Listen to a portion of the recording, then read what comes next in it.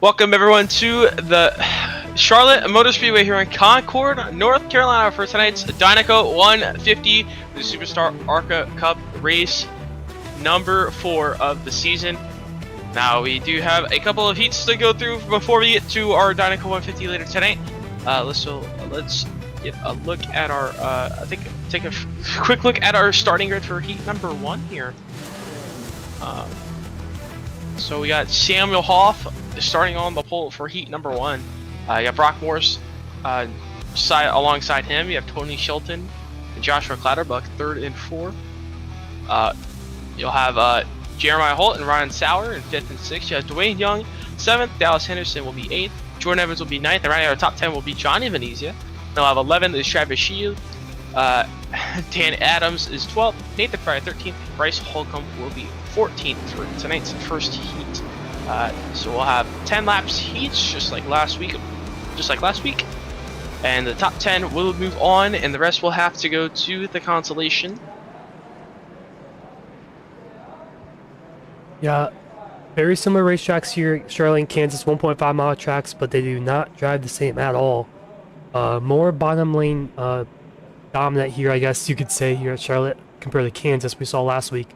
So I'm guessing you're going to see most of these drivers use that bottom lane to save those tires and make the passes here.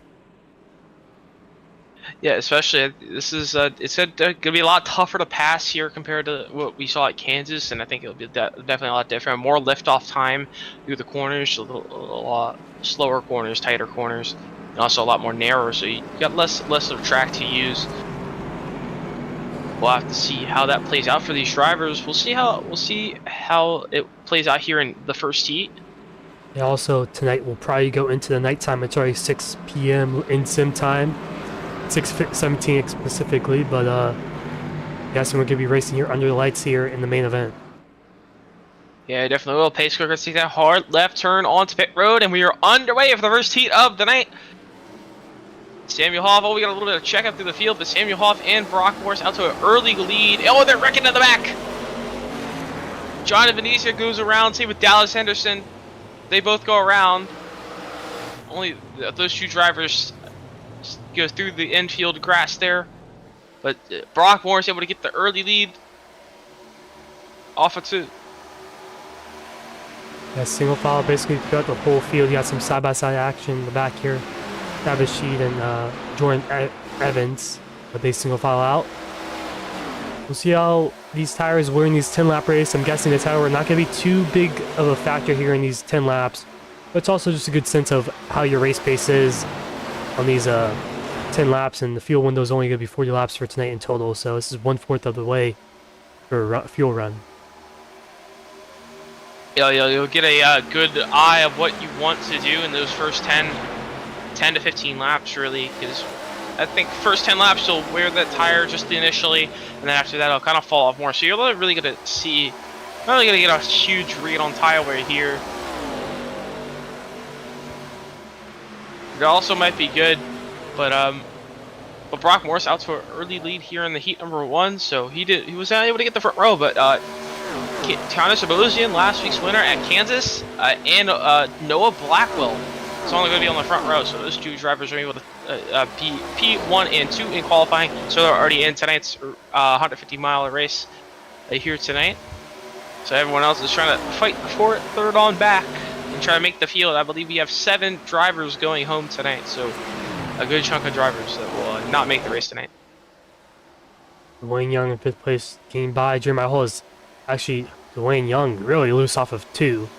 He'll lose positions. Jeremiah Holt might lose it to Ryan Sauer behind them. Yeah, Sauer trying to find a way by Dwayne Young. No pressure out back, so just kind of doesn't really need to worry about trying to pass for position. He's going to be in as long as he keeps it clean.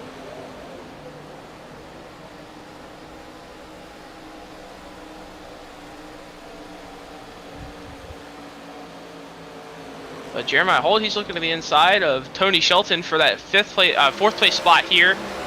Be side by side off of turn number 2. This time I will be halfway through the heat. Shelton able to use that outside lane to get the run around the outside. We'll see if he can stay there. We'll hold a little, miss the bottom a little bit. Gonna force Shelton up the racetrack. Just gonna allow Dwayne Young to go get a run, but here comes Ryan Sauer. A 4-car battle here for the 4th place spot here in heat number 1. Yeah, 4 cars 2x2 off of turn 4 here. All these drivers pretty much good to make it to the main event. Just racing for those positions, the starting spots, and every position is very valuable here.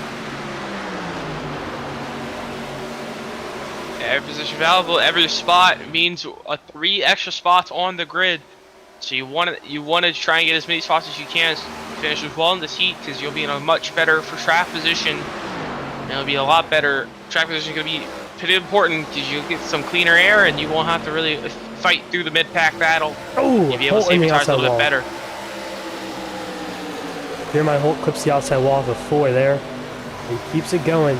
Like you're saying, track position is very important. We've seen not a lot of drivers be able to make easy passes. You can make some passes on the inside lane, but they're not easy to do.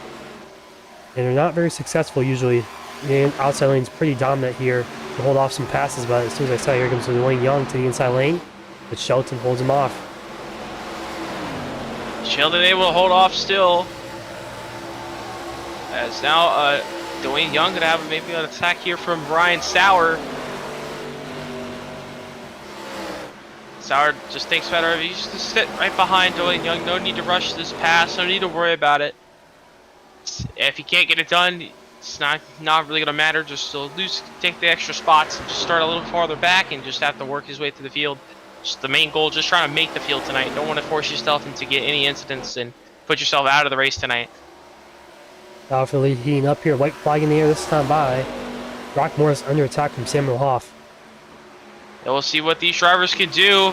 Morris going to run a little bit higher through 1 and 2. Samuel Hoff able to get the car bite down on the bottom. You got a really good run. We'll see what he can do 3 and 4. Does he go to the top side, try something different to get the run at the line. Morris going to go to the top. He's going to try and cut down in front of Hoff and give him that dirty air. You can see how the dirty air just affected Hoff. It's so slow and he's going to kind of move up the racetrack. But off turn 4, Brock Morris is going to be able to pick up heat number 1. He'll start 3rd for tonight's 100 for Dinoco 150. As side by side for 5th place, Dwayne Young gets it over Ryan Sauer. So you see a little bit of battling here and there, but not as much as side by side action as we saw in Kansas. The track position could be really important here at Charlotte, always is. But Brock Morris picking up the win in heat number 1. Yeah, Brock Morris able to get a good run, the good heat race. He was able to pick up the win, hold off Samuel Hoff. Let's take a quick look at our results for heat number 1. So we'll have Brock Morris and Samuel Hoff will be 1st and 2nd. We have Joshua McLeod, Control Shelton finishing 3rd and 4th. We have Dwayne Young finishing 5th in the heat number 1. We'll have Ryan Sauer, Jeremiah Holt, Dan Adams, Travis Sheed, and Jordan Evans. They'll be the last. All those drivers will move on to tonight's feature. Don't have to worry about the LCQ, but Nathan Fryer, Dallas Henderson, Johnny Vizia, and Bryce Holcomb will all have to go to the Constellation tonight just after these next 2 heats, so that to fight their way into the field. So a pretty good first heat. You've seen a quick little incident kind of spread up the field a little bit, so we'll see how this field will go. So let's take a quick look at our grid for our heat number 2. We'll have Lucas Blake on the pole for heat number 2, and Cameron Craighead will be alongside him. We'll have Kyle Herlitsky and Travis Bieber in 3rd and 4th. Nathan Johnson will be 5th with Johnny Cofield in 6th. JJ Venezia will be 7th. Michael Malm will be 8th. Jared Skinner will be 9th. Alex McQueen will round out the top 10. And Christopher Bush will be 11th with Ben Fant in 12th. I'll have Andrew Guetta in 13th, and Steve Rogers will round out our 14-car heat number 2.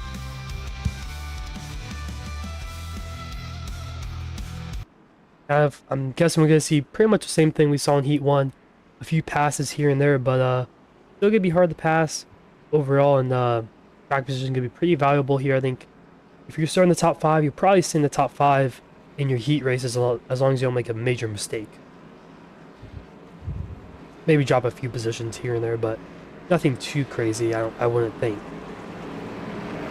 But also, one thing to note, Alex McQueen not gridded up, so, or he might have blinked out possibly.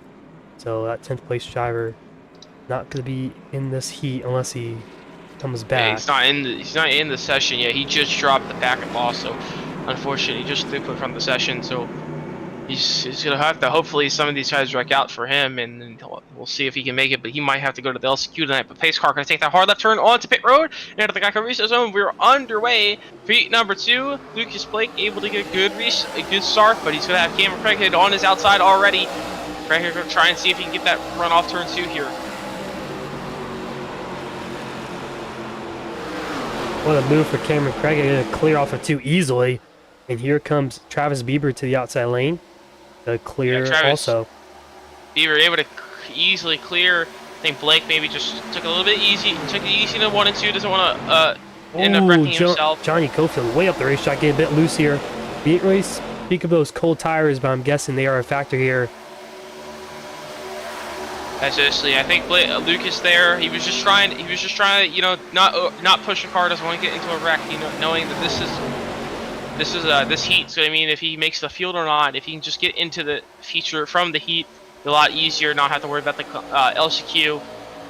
Going into 3 and 4, he's gonna have to the outside. Is gonna have that 19 machine of Nathan Johnson. Nathan Johnson picked up the win at Daytona. He had a solid start to the year so far. Nathan Johnson doing very well so far. I believe he's got a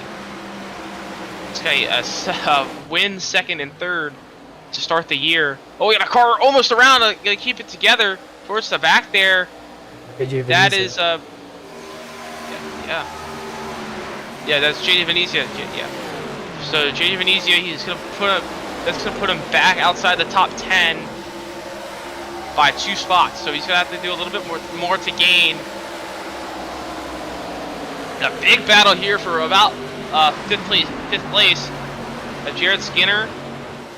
Just right behind Lucas Blake and Carl Hurlowski. Hurlowski able to go around the outside and clear Blake. But now in front of him, he's got Nathan Johnson. Travis Bieber for lead now. The inside lane. Bieber goes to the inside lane. Craig is going to try to hold the outside. Gets the good run off turn 4. Side by side across the line. Craig had able to use the outside lead advantage. Carry the momentum down the straightaway going into the corner. See how aggressive these drivers are for the heat win. Craighead drives it around the outside and just clears Bieber all down the back. As a 3 wide for 4th. It's a Johnny Cofield in the middle. Nathan Johnson is in front of those 3 drivers. It's a little tight for 3 wide here at Charlotte through 3 and 4, but they're making it stick right now. Yeah, Jared Skinner all the way in the bottom, just trying to get 2 for 1. It looks like, and he does. And Cofield goes around through the infield grass. He's gonna get back up there. He might be able to stay in this fight for the 10 transfer. Really slow though. He gets clipped right in front by of Venezia. He gets clipped. Yeah.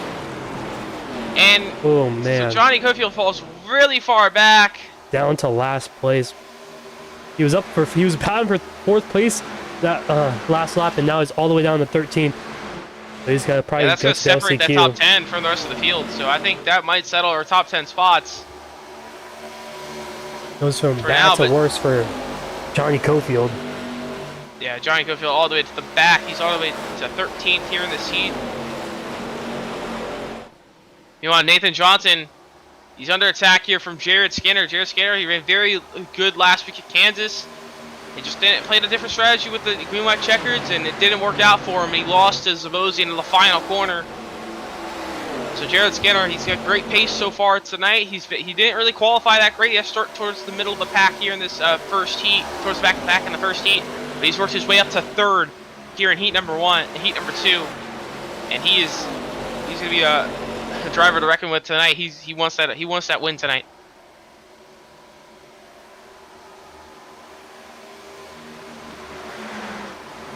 Meanwhile, this time by will be 2 laps to go in heat number 2, and Travis Bieber is not letting Cameron Craighead get away. 2 to go here for heat number 2. Bieber's sizing up the back bumper of that 48 machine of Cameron Craighead. On the outside lane this time, seeing you run off of 2. Looks like he will. He's gonna have a really good run. It looks like here. He's got a good run down the back straightaway. What does he do down in turn 3? He tried the bottom last time. He tried to pass Craighead. Craig was able to use the outside lane, so I think Bieber trying to sail to the top lane. Knows that top lane is going to be the way to pass, but off turn 4. 1 lap to go here in heat number 2. There is opportunity here, set up 1 and 2, try to get the run down the back straightaway. And Craighead knows that that's what he's going to try and do, so Craighead blocks the top, trying to give it that dirty air, but he's going to try and cut down under Craighead. Down the back straightaway, going to be side by side for the race, for the heat win, as they enter 3 and 4.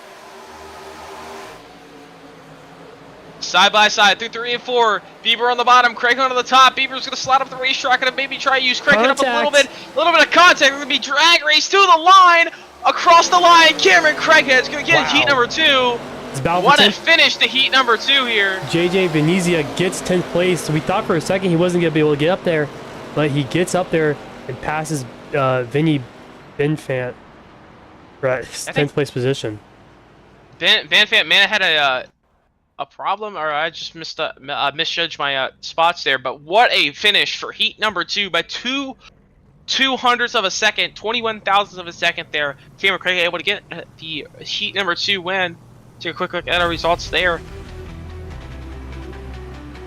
So I have Cameron Craighead and Travis Beaver finishing 1-2 dramatic fashion there. That'll be great if tonight's race finishes up like that. We'll have Jared Skinner in third and Nathan Johnson in 4th. We'll have Carl Hurlitsky rounding out the top 5. Lucas Blake will be 6th with Michael Malm in 7th. Christopher Bush will be 8th with Andrew Greta will be 9th. JJ Venezia rounds out our top 10 will be the last driver to advance to tonight's feature. Out of heat number 2, we have Vinny Benfant, Steve Rogers, Johnny Cofield, and Alex McQueen. They'll all have to go to the LCQ tonight just after this heat number 3. So we'll take a quick look at our grid for heat number 3. We have Jacob Wilson on the pole for heat number 3. We'll have Nick Rees alongside him on the front row. Behind those drivers, we'll have Mickey Isaac and Alex Anderson in 3rd and 4th. We'll have Jimmy Geikis and Donnie Kite in 5th and 6th. We'll have Boone Blake in 7th with Nate Bogus in 8th. Isaiah Watrous will be 9th, and Thomas Spencer will be 10th. Dylan Lamp and Kyle Lover will round out row number 6 in 11th and 12th. Alan Kennedy and Caleb Winslow running out our last row of tonight's heat races, and they'll be 13th and 14th to start here, heat number 3. It's like Kyle Lover not in the session right now, or maybe just slowing in, maybe some packet loss. We've seen that for Alex McQueen. So, not sure if Lover is in the session, but he'll have to work his way through the LCQ if he doesn't get in time.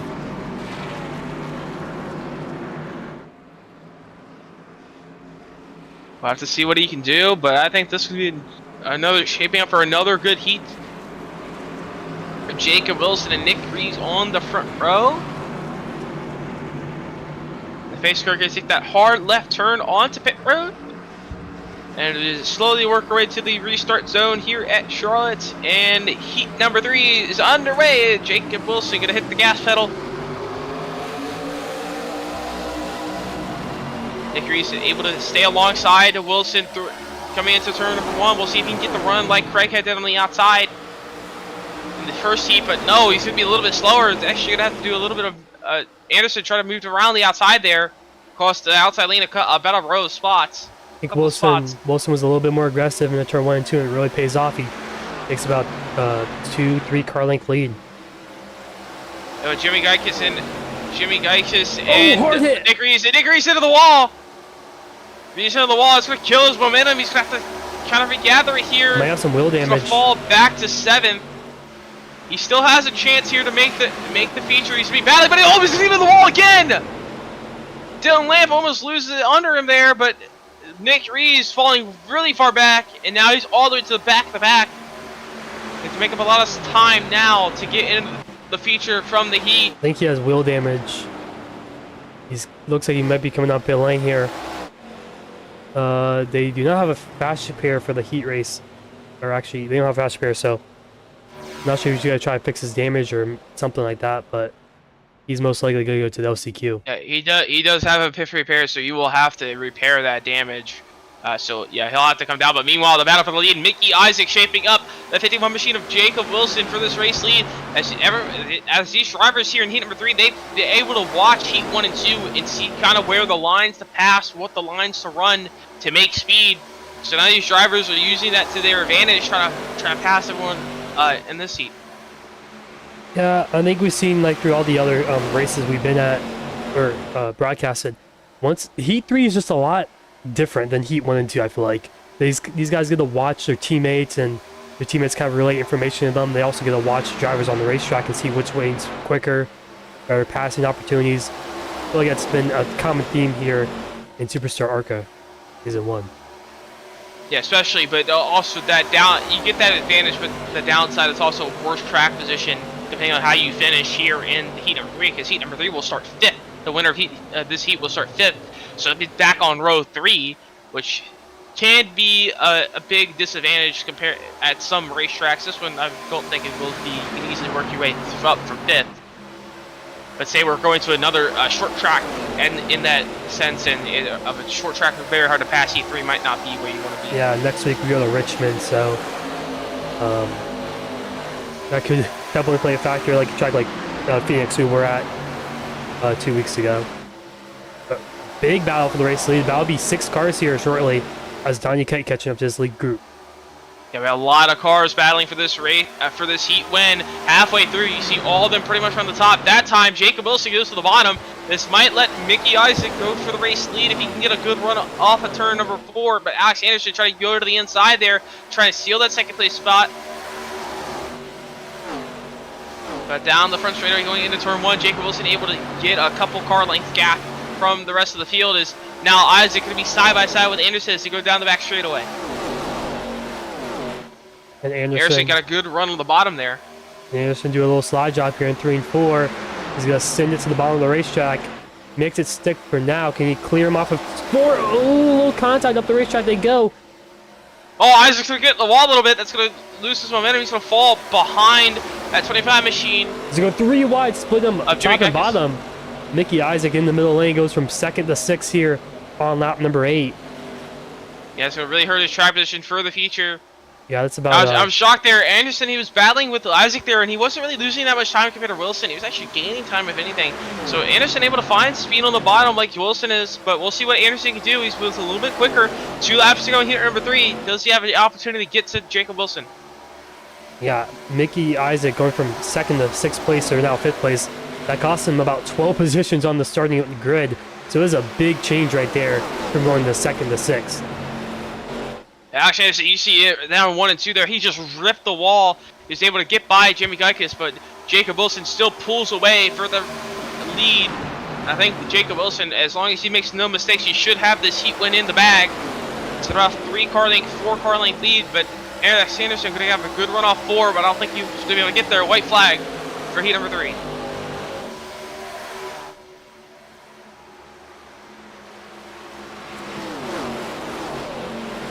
And so you see how Anderson is just putting it to the wall. Big there run down the back in 1 and 2. Yeah, they have a really good run. Let's see what he can do.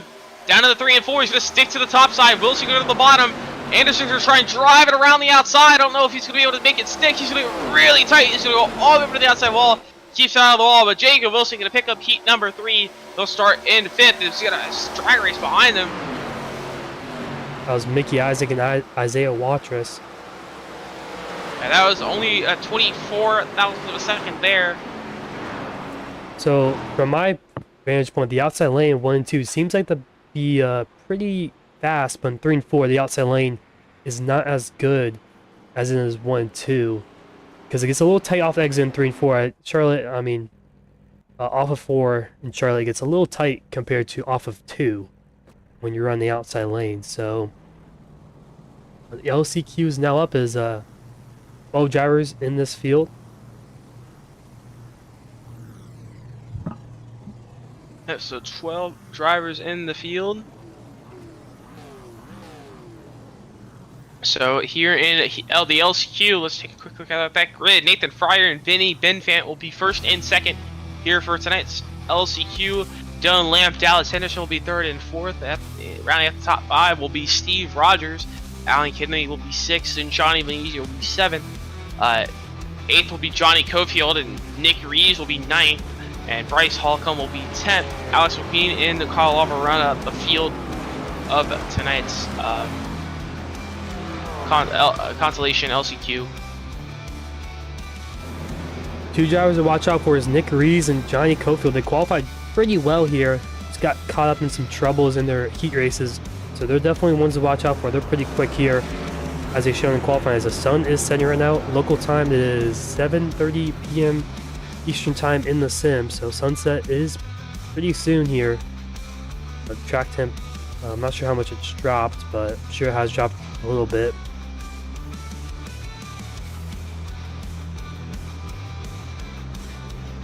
Yeah, I think it's dropped just a little bit. It's dropped. Yeah, actually, no, it's dropped a lot since I looked at from practice and qualifying. It's down to 81. So Oh yeah, it's definitely dropped. It's definitely dropped a lot. So they practice in very hot track temp. So these drivers have probably a little bit more grip than what they feel like. Maybe that explains why some of these drivers are kind of really slow compared to everyone else going into turn one. They just go into the corner and just expect a lot less grip compared to what they practiced in. And they just have a lot more grip than what they expect because of just a drastic change in track temp, and so they just get caught off guard and just trying to they just underdrive it, just play it safe, which is definitely an option. But green flag here for the LCQ. clean start for everyone through the Geico restart zone. There's only one car on the outside wall. It's Alex McQueen. Yeah, Alex McQueen off to a horrible start there. That he's got to get up to third. To make this heat. Only 3 advance from this LCQs. Nathan Fry out to a great lead already. Vinny Benfan, he went from second, now he's in fourth, but they're side by side for second and third here between Dylan Lamp. That's actually, Lamp gets cleared there by Dallas Henderson. Yeah, Nathan Fryer doing exactly what he needs to do in this opening lap. Pull out to about half-second lead. Just save tires and just make sure everyone stays behind you, really. And let them battle it out. As up the racetrack, everyone goes. Yeah, contact. I think Cofield's loose there. He's gonna save it. Good save. But oh no, he's gonna go around. It's gonna collect another Nick driver Rees. as well. Wow. Nick Rees up on 2 wheels there, down the back straightaway. And those are the 2 drivers I said to watch out for. They were really quick in qualifying, and they wreck out of the LCQ, and their night is gonna be over. Wow. Yeah, they are not gonna make tonight's races. Meanwhile, also off at 4, Alan Kennedy went around. And he's going to have a lot of damage. He's going to be far back as well. And that actually separated the top 4 from the rest of the field of the other 3 cars now. So these top 3 kind of have to work together. But Dylan Lamp, he's going to around off of turn 2. He was in that 3rd place transfer spot. Now he's all the way back down in the 7th place with some major right front damage. Yeah, I believe he's... As Dallas Henderson probably going to the race lead. Dallas Henderson looking for the lead now. Down the front straightaway. Able to close that gap down on Nathan Fryer. Actually, no, he took the lead from Nathan Fryer already. So Nathan Fryer holds on to second. But Vinny Benfant there in third. He's got a good gap to Johnny Venezia in fourth. But Johnny Venezia trying to find his way into tonight's race. Yeah, and we've only been through lap 4, and we've seen a lot of commotion here early in this LCQ. A little bit longer run than these guys are used to. 5 laps longer than the heat races, and tire wear wasn't too important in the heat races, but I think with an extra 5 laps, you could say a little bit more tire wear play a factor here in tonight's race. But Nathan Fryer, almost a half a second slower than, as I think Dallas Henderson got a bit loose off 2 there. But Nathan Fryer, 31 flat. Vinny Benfant at 30.5 and Johnny Venezia at 30.6. So Nathan Fryer a little slow compared to the rest of the people, as Vinny Benfant got looked inside lane to clear him. I don't know, I don't think he got any damage from maybe hitting the wall, maybe just underdriving a little bit too much. But now he's back to third. He's going to try to cross under Benfant now. But next up is Johnny Venezia trying to close that gap down. We'll see if Johnny Venezia can get up to third and catch Nathan Fryer. Well, these drivers in second and third battle each other. That could help Johnny Venezia, as the battle for fifth is heating up too. Alex McQueen, he's in front of Dylan Lamp and Steve Rogers. Lamp does have a bit of damage as he got in the wall off turn 2 there. It might affect him a little bit. Surprised he's able to keep up. He hit the outside wall pretty hard off of 2. I thought for sure he had to come down pit road and fix his pit for repairs. But meanwhile, right now, for the transfer spot, Johnny Venezia all over the back bumper of Nathan Fryer. Venezia just a little bit quicker, about half a second quicker than Nathan Fryer. So Fryer, he had a great lead early on, but he just hasn't been able to keep up that pace. He's been falling back ever since. He's now under attack for that transfer spot About halfway through this race, as here comes Venezia on the outside lane. Venezia goes around the outside, able to get that good run. He's going to be a little sideways, a little loose there. Now he's going to clear Fryer, so Fryer going to be in fourth. He's outside looking in now. Maybe he's just under driving, trying to save his tires a little bit too much than when he needs to, but now halfway through, he's outside the transfer spot. But meanwhile, Ben Fant's looking for the lead on Henderson as he's closed that gap down to only about a couple car lengths. Yeah, Ben Fant trying to get that win here. I mean, it's only an LCQ win, but you know, every position matters on your starting order. Here comes the inside lane. Just don't want to wreck. Don't want to wreck here. I think that's really the main thing. These top two pretty much gone from any other competition. So as long as they don't wreck here, I think they have a good chance. Side by side now, Ben Fant to the bottom, Henderson up top. Henderson's gonna get in the wall, the front straightaway, and it's gonna be really slowing him down. Dallas Henderson into the outside wall in the front straightaway. He's gonna lose so much time. He's actually gonna fall all the way back behind Nathan Fryer. So Dallas Henderson from the lead, he's gonna fall outside, looking in again. I don't really know what happened on the front straightaway. I mean, he just did not turn for the kink there. I mean, I've seen that a few times, like I mentioned before earlier in the season. It's hard to get these ARCA cars off the outside wall once they get into the outside wall. Yeah, I think the skew caught him off guard there, just trying to give a little bit too much room to Ben Fant, and the skew caught him off guard, got the back end of the wall, kind of guided the right front up into the wall, and he just got stuck in the wall, and he fell all the way back behind Nathan Fryer. Now I don't think he's got any damage from that. It wasn't really that bad. Looks like his wheels, but he's really far back. He's actually really far back now from Nathan Fryer with 5 to go. Now 4 to go here in the consolation. This is all for Dallas Henderson. He's falling back. That time by was 2/10 slower than Nathan Fryer. So I think Nathan Fryer now might be looking good. Yeah, 2/10 slower. Before the damage or before the wreck he had, he was 2/10 quicker than Fryer. We'll see what it is this time. It looks like he's losing even more time than Nathan Fryer. As man, I just said it before. The only thing that you cannot do was wreck there, and Henderson made a fatal mistake there, and that might cost him a chance in this main event to even race. Yeah, that time by about 1/10.5 slower than Fryer, so I think Fryer maybe just backed it up, trying to save his tires so it's a little bit longer than the heats, and he's playing this safe. He got a little bit of help with Henderson making that big mistake, and now he's sitting third and pulling away from Henderson with coming to 2 to go here in the LCQ.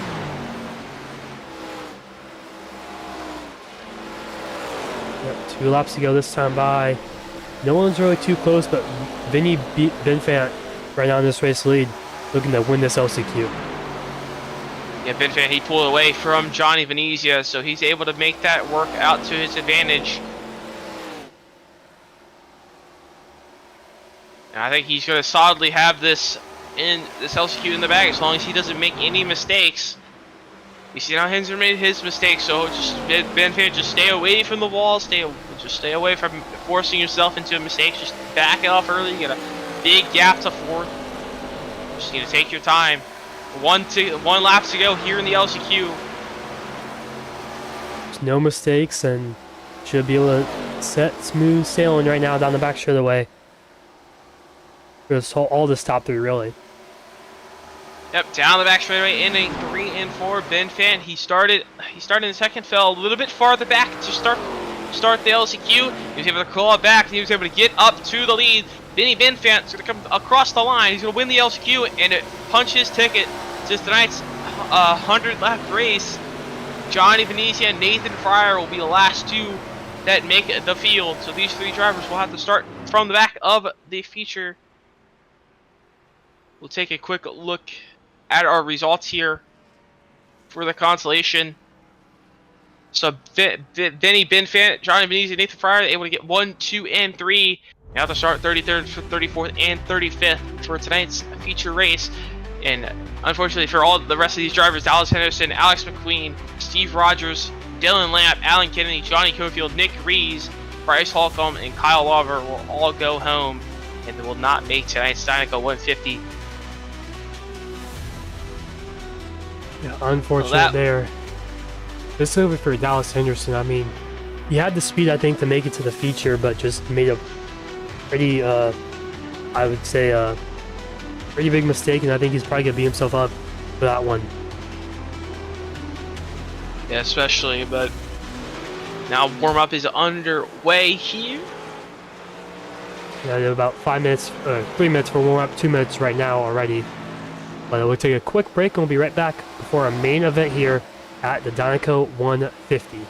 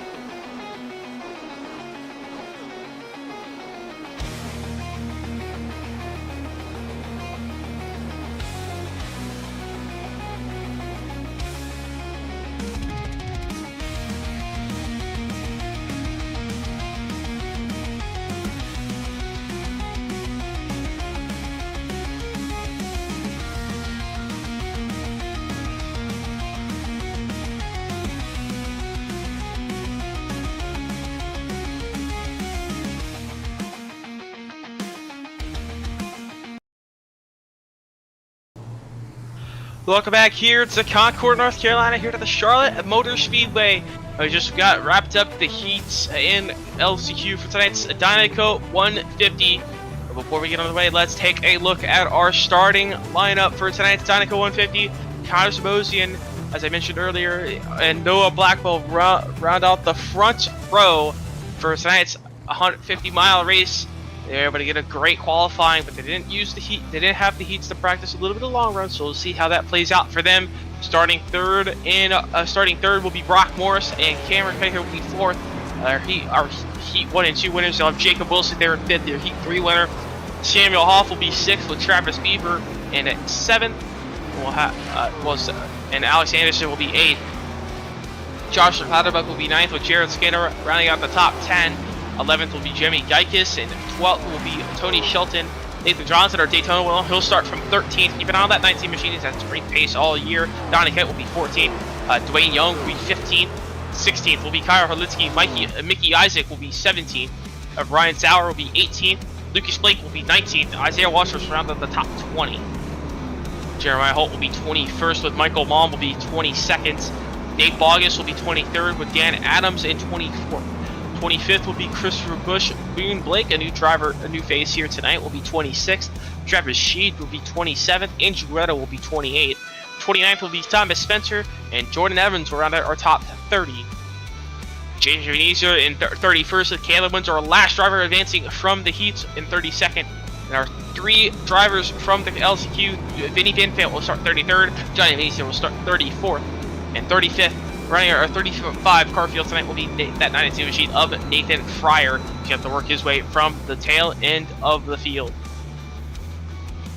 Scott Rosian, he won last week at Kansas. He's going to start just right where he ended off last week. He's going to start on the pole. He also got the pole last week, so he's starting off to a very good start. Got the pole last week, won last week. Now he's going to get the pole this week. We'll see if he can back it up with a win, just like he did last week at Kansas. Now, before we get to the green flag, let's take a look at our weather for tonight's 150-mile race. 74-degree ambient temp with a 77-degree track temp. Very cold night here in Charlotte. Track temp wise, at least 9:03 p.m. We have clear skies with 6-mile-per-hour winds to the northwest, and we'll have 43% relative humidity for tonight's race. iRacing pace car leads him down to the back straightaway for the final time here. We're gonna get ready to go green flag racing. What's your thoughts how tonight's gonna go, Talon? Probably just similar to the heat racing, you know. The bottom lane's definitely gonna be the fastest way on the racetrack, but you can definitely use the top though. In 1 and 2, I think that's probably the quickest way around the racetrack. 3 and 4, it gets a little tight on the top side off of 4. So we'll see how these drivers go through that in 3 and 4 compared to 1 and 2. Yeah, I think tires are going to be very important as well. In this outside lane, will eat up your tires a little bit. You got to be a little bit careful using the outside lane. We'll see how aggressive everyone gets to the outside and instead of using the inside. But the pace car going to take that hard left turn onto pit road as they arc their way to the restart zone here in Charlotte. We're underway for the Dinoco 150 for the SuperStar ARCA Cup race number 4.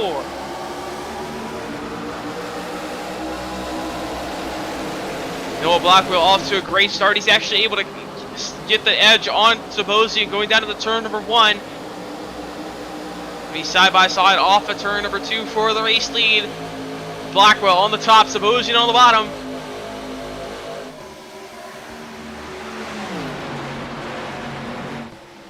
Through 3 and 4, Sabosian is able to use the bottom. Blackwell gets a little loose at the front end there through the 3 and 4. And so he's going to lose the spot there. He's going to fall back to second, sliding behind Sabosian. The battle for third still heating up here with Craighead. He's on the outside of Brock Morris for that third place spot. Right behind them, you have Samuel Hoff as well. Side by side for third, now side by side for fourth. Off on the outside lane. Let's see how the outside lane performs in 3 and 4. It looks like Hoff's going to clear off of 4. He's going to clear off of 4, but it worked a little bit too well probably for his liking. He wanted to slot it behind Craighead. He's actually going to stay to the outside of Craighead here down the first straight. He might have a shot at second here if he can use that outside lane to his advantage. Maybe get all the way around Blackwell here. Inches Blackwell a little bit. I mean, Craighead a little bit off of 1 and 2. Now side by side for second. Yeah, Samuel Hoff able to use that outside lane to his advantage. But we got to caution out. It's just before he was able to get second on Blackwell. And that's Christopher Bush in the inside wall alongside Travis Sheed at FM. That's so Sheed and Bush to the into the inside wall. I don't think Sheed got a little bit of contact. He doesn't look any damage on that machine. I think Bush tagged the inside wall there. Let's see what happened. The Bush is right ahead of Sheed right there. As Bush just gets a bit loose off of 2, and Sheed has nowhere to go. And ooh, this is 23 of. Yeah, Sheed kind of really the 23 nowhere to go. Just ran into the back of Sheed. Sheed just went for a little 360 and kept going. Able to get back going. So I don't think any too major damage for Travis Sheed there. Yeah, Christopher Bush definitely got the brunt of that. As you see, his left side is completely pretty bent up as he's going to have to come down pit lane and fix that. Yeah, Christopher Bush actually has a meatball fly pit for repair, so his night honestly might be over. I don't know. I don't think it should be too much damage. He might be able to get back out a couple laps down, but I don't think he's going to be able to compete really for a top 5, top 10 on pace. It's going to be tough, but we'll have to see what he can do, trying to salvage any other incidents that happened today. That'll probably definitely not be our only incident of the night. Well, quickly puts us under the caution here for here in the feature. Just a quick first yellow. Yeah, it wasn't any crazy racing incident. It was just one driver getting a bit loose off of two, kind of causing a stack up. So just like probably cold tires playing a factor. It's nighttime, temperature's a little bit down. Also, the grip level could be a little bit higher though. It's kind of weird. It depends on tire wear and how the tires act. Sometimes a cold racetrack grips them up. Sometimes a cold racetrack makes them a bit loose. But Yeah, for sure. But I think while we got this little break here, I think we should bring in that race leader, that 10 machine of Connor Sabosian. We'll bring him in here for a second. Connor, welcome to this. You have a copy? Yep, I got you. So you're able to get the pole again this week, just like you did at Kansas last week. You're able to get the win. What's your thoughts? What's your game plan going to the night? And see if you can pick up another win. Yeah, I'm feeling pretty good about tonight. I mean, I usually don't qualify too well, so when I get pole, you know, it's gonna be a good night and quick night for us. But I guess track position is huge here. So as long as I can keep the track position this week, I should be all good.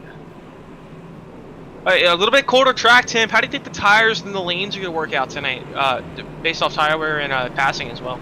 I think the top's gonna be pretty good. The top usually comes in here towards the end of the run, but I think there's gonna be a lot less tire wear on the colder track. All right. Well, good luck in the rest of the race, and we'll see. Maybe see you at the end after it. Thank you.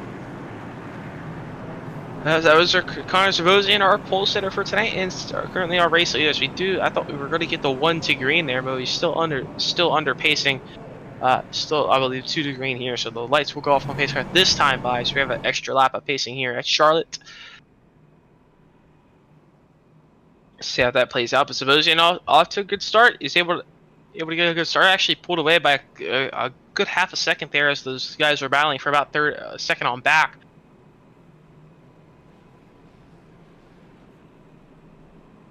yeah, it looks like only a few drivers pitted. Caleb, or three, I guess. Caleb Winzo, Christopher Bush, also obviously still not building, fixing his damage. Was only gonna be one lap down, looks like. So luckily he doesn't look like he's too affected by his damage. So he'll be the only car one lap down. Yeah, so if you can get a quick yellow, he'll be back in the field, back on the lead lap pretty quickly, and not have to worry about it. But we'll see if we get a decent long run tonight. We'll see if we get a long run tonight at all. Well, we'll see. We'll see if we get a really long run. I mean, if we get another yellow here at about 10 laps, it could be close on a one stop. We'll see if anyone tries to play that strategy as well. We take the 1 to green that time by, so that's going to line up Samuel Hoff around the side, alongside Connor Sabosian.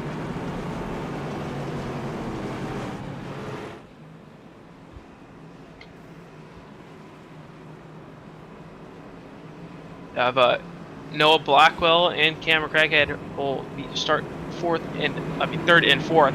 You'll have in fifth there. You have Noah Alex Anderson. So Alex Anderson started off strong this season as well with back-to-back second place finishes.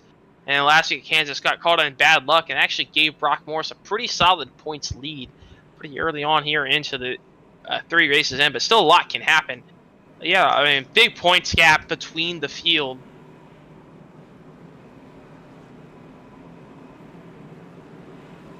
To see how that plays out. As we work our way through 3 and 4, we'll see if Samuel Hoff has any challenging for Connor Sabosian for that race lead. If he wants to try and get out in the lead very early, we'll see what he wants to do. See his intentions early on here. Yeah, that pace car going to take that hard left turn on the pit road.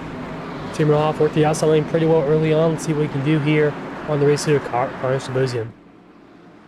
That pace car takes a hard left turn on the pit road going into the Geiger research zone, and we are back underway here at Charlotte as we complete the 7th lap of tonight, and we're going to start lap number 8 as Hoff not able to get a great restart compared to Sabosian. It's going to leave side by side with the Noah Blackwell on the bottom there for second. Top 3 goes single file. Yeah, they single file out pretty quickly, and that's going to single file out to pretty much the top 10. You got a driver side by side there, but that's Travis Beaver. He's looking for the inside of Jacob Wilson around 7th place spot. But you also got Cameron Craighead now and Alex Anderson side by side. for that 4th place spot. Anderson trying to use that outside lane to his advantage, wants to get that early track position.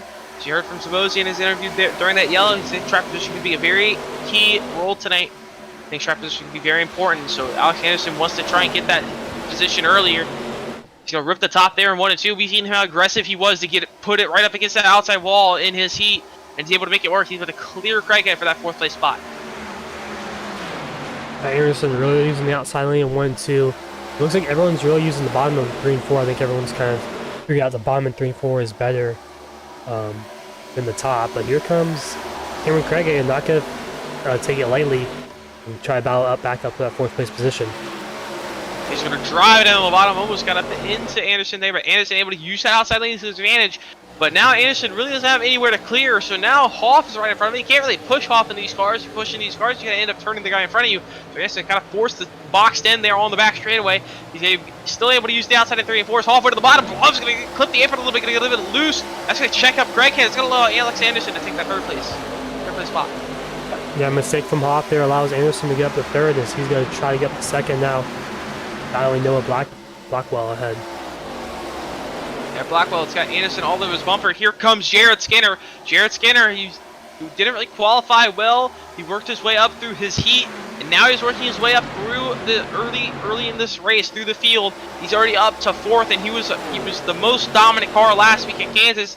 And just the pit strategy played him wrong at Kansas, but we'll see what Jared Skinner has. He's looking at the inside of Alex Anderson for that 3rd place position.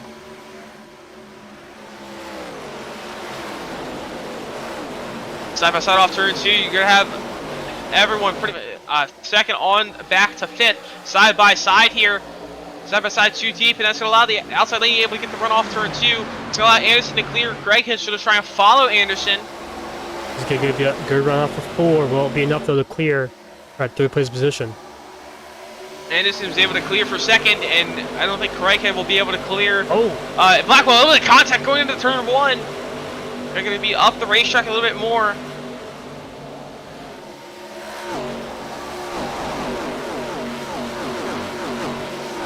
Down the back straightaway, going into 3 and 4. Jared Skinner kind of sitting behind here now. I think he's got up to where he wants to be. Now he's just kind of sitting there saving his tires.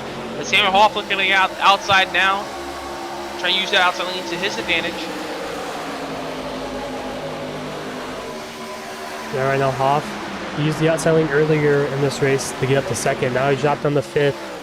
Didn't get the best restart, but trying to make his way back up there. As I think he's going to clear Jared Skinner maybe. It's close going into turn 3. Not enough though. And not enough through 3 and 4.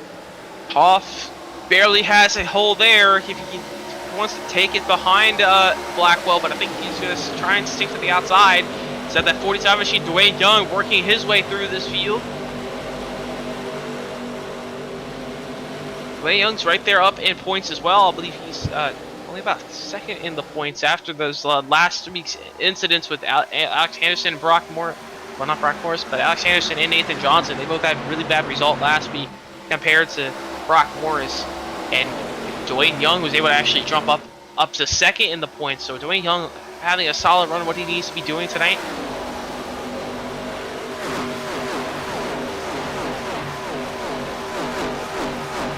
Meanwhile, Colin Sabosi announced about a half a second lead over Alex Anderson and Cameron Craighead. Meanwhile, those 2 drivers will not give each other any break. They're both trying to fight for that 2nd place spot. Both of them want it. Craighead all over that path up for that 67 machine. We'll see what he can do off at 4. Down the front straightaway. Craighead not really had a run. He's going to stick behind that 67 machine. See if he makes a move down to the turn 1 though. Yeah, right on his back bumper, not leaving Alex Anderson much space, about half a car length there between these 2 drivers. But Connor Sabosi in big lead right now, but he's slowly getting reeled in by Alex Anderson. The last time by, Anderson was about 800s quicker, so these 2 drivers, Cameron Craighead and Alex Anderson, they're just a little bit quicker than Connor Sabosi, and pretty much mostly identical lap times compared to the Sabosi in there. That time by, Sabosi was actually 300s faster in 2nd and 3rd place of Craighead and Anderson there. But actually, Craig, he messed up the turn 1 and 2. That's actually going to allow him to get a little bit of a gap from Anderson. But here comes Jared Skinner. He's stuck on the inside of Dwayne Young. Side by side for the top 5 spot. Jared Skinner, he knows he's got good pace. He wants to try and move his way up through the field. Yeah, he started all the way back in 10th, so he's worked his way up a little bit. But he also worked his way up very well from 9th to 3rd in the heat, so he's worked his way up through this as well. He's doing a great run so far. He clears Dwayne Young for that 5th place spot, but Young looking back to the inside for that, looking to the inside for the top 5 spot. Young going to use all the racetrack to almost get into Skinner. Here comes Noah Blackwell back to the bottom, 3 wide for the top 5. 2 for 1 right there for Blackwell, but here comes Skinner in the outside lane. But Blackwell's going to clear both of them, so 7th to 5th for Noah Blackwell kind of opened up for him on the inside lane, and he took it. And he's actually able to drive away just a couple car lengths there off of turn 2. Dwayne Young tries to slot in line behind Skinner. He will get that done, but Nathan Johnson peeks to the inside there of Brock Morris. Thinks better of it to stick behind Morris there for 8th, 9th. Young clipped all the these drivers right kind of nose to tail.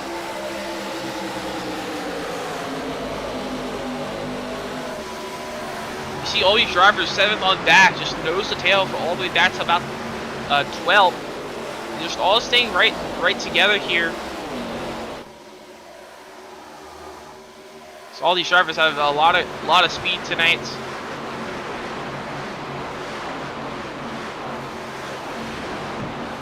Yeah, everyone's pretty much stuck together, at least in some sort of pack, or 1 or 2 drivers are side by side for 3rd place. Cameron Craig and Samuel Hoff.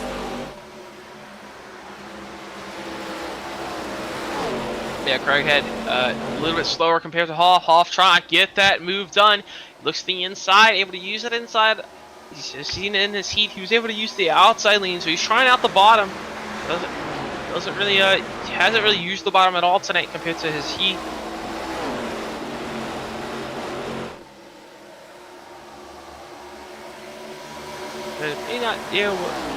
Not able to use the bottom there. And Craig able to defend off the top. Tire wear is kind of staying there right now. They're about a second slower than their fastest lap. So tire wear 23 laps in this race, staying in a little bit. We got some battle back here for this 11th place position. It's Travis Bieber on the inside lane. And Travis Bieber looking for the inside of Jimmy Geikis. This is for that 11th place spot. Dwayne Young falling back a little bit. He's back down to 10th place. Might even fall back to 12th place here shortly. Yeah, falling back a little bit. Dwayne Young right there in front of these 2 drivers.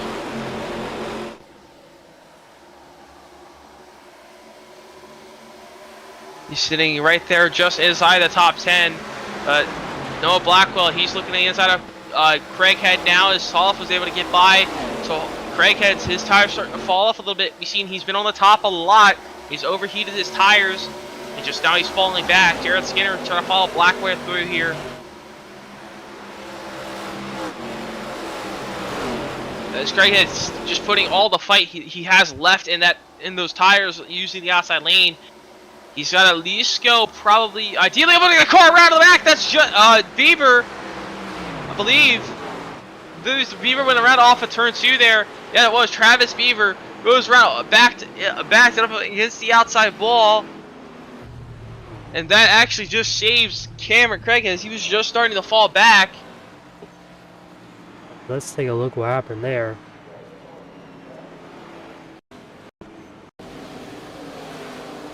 So he tries to clear Young off of turn 2, just not clear yet, not clear enough, and we thought Young would be a little bit farther up, and it just turns him up into the outside wall. He just parks there as everyone just rolls by to the bottom. But unfortunate there, just a little bit of contact. Just maybe thought he was gonna be clear Young off the corner, trying to clear. He just made a little bit of contact, sent that 23 machine around. So the only car really involved there, Dwayne Young, I don't think he really got any damage from that. Everyone avoids, so no one else involved there. So Travis Bieber a little beat up there, probably some right front damage, it looks like, and left front damage. So, but that helps Christopher Busch, as actually he's not gonna get the lucky dog as he goes down pilling instantly. Interesting call there by Yeah, the 29 so machine. As everyone else comes down pit lane though, as we see them flying by. yeah, everyone else gonna come down pit road, take 4 fresh tires and a full tank of fuel. Now Sabosian, he was about under attack there from Alex Anderson for that race lead, so he's also kind of got a break with that yellow as well.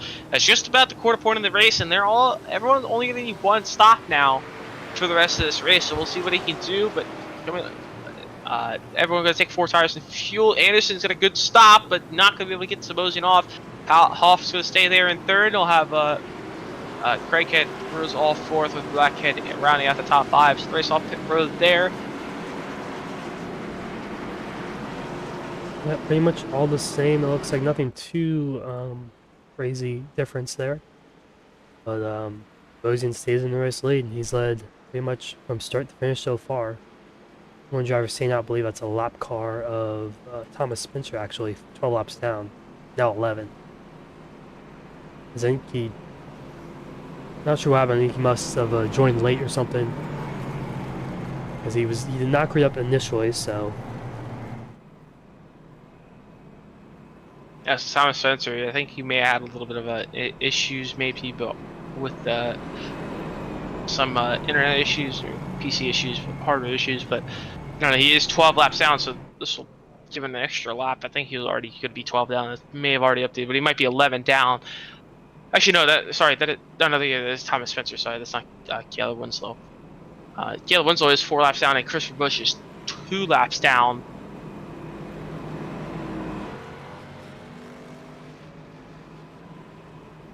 But only 3 drivers not on the lead lap. Yeah, so that last run was about 20, would have been 27, 26 laps, but it was really about 20, 23, 22 laps green, as we did have that early caution on lap 5 or 6. But so that's the longest run these drivers have been on all night long. Heat races were only 10 laps and Constellation was 15, so about halfway through the fuel run right there, and kind of just saw a little glimpse of what a long run will look like and who were the comers and goers. Yeah, but now we're just under 70 to go here on restart, so we'll see what the strategy plays out for pit strategy. If they try and split at 35 and 35, or they can try, some drivers try and go a little bit longer. We'll have to see.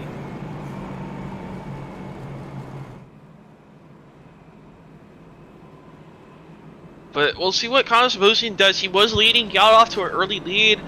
We'll see what he does here. If he backs off a little bit more, knowing he was kind of under attack there from Alex Anderson late.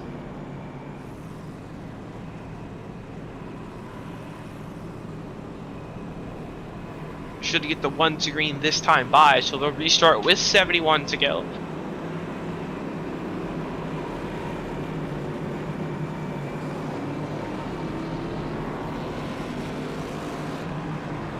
Take the 1 to green signal there, and that's gonna allow Thomas Spencer to get one of his laps back. He's just pretty much at this point he's just trying to pick off any spots. Yeah, any spots he had.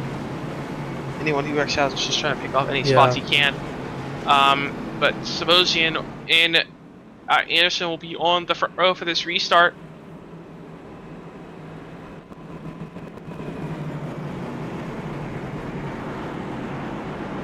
Here we restart on lap 70 or lap 30, 71 laps to go. Like you kind of mentioned, 35 might be the play here. A little bit less on fuel. Then you can go about 40 to 42 laps, give or take. So we'll see if people stretch it out or if we even make it there without caution. Yeah, we'll have to see. Let's see how that plays out.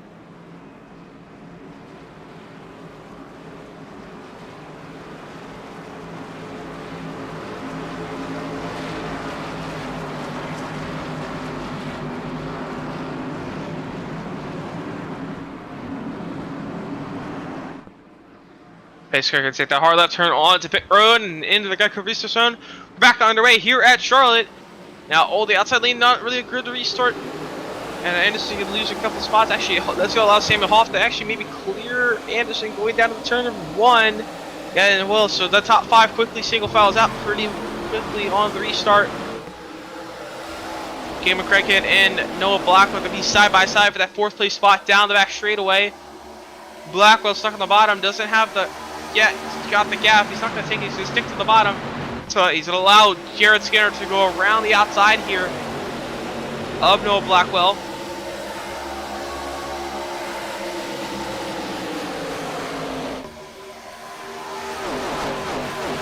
Into turn number 3 and 4. Noah Blackwell going to lose another spot. Now he's got Morris, the points leader, to his outside.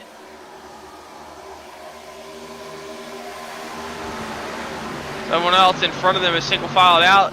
So Blackwell falls back. So he's taking it easy to start this run so far. Lost a couple spots. We'll see how good he saves his tires. We'll look him to drive back up through the field late in this run. Still very early on here. Nathan Johnson, Jacob Wilson, Jimmy Geikis, Isaiah Walters, Donnie Kite, they're all battling for around 7th here.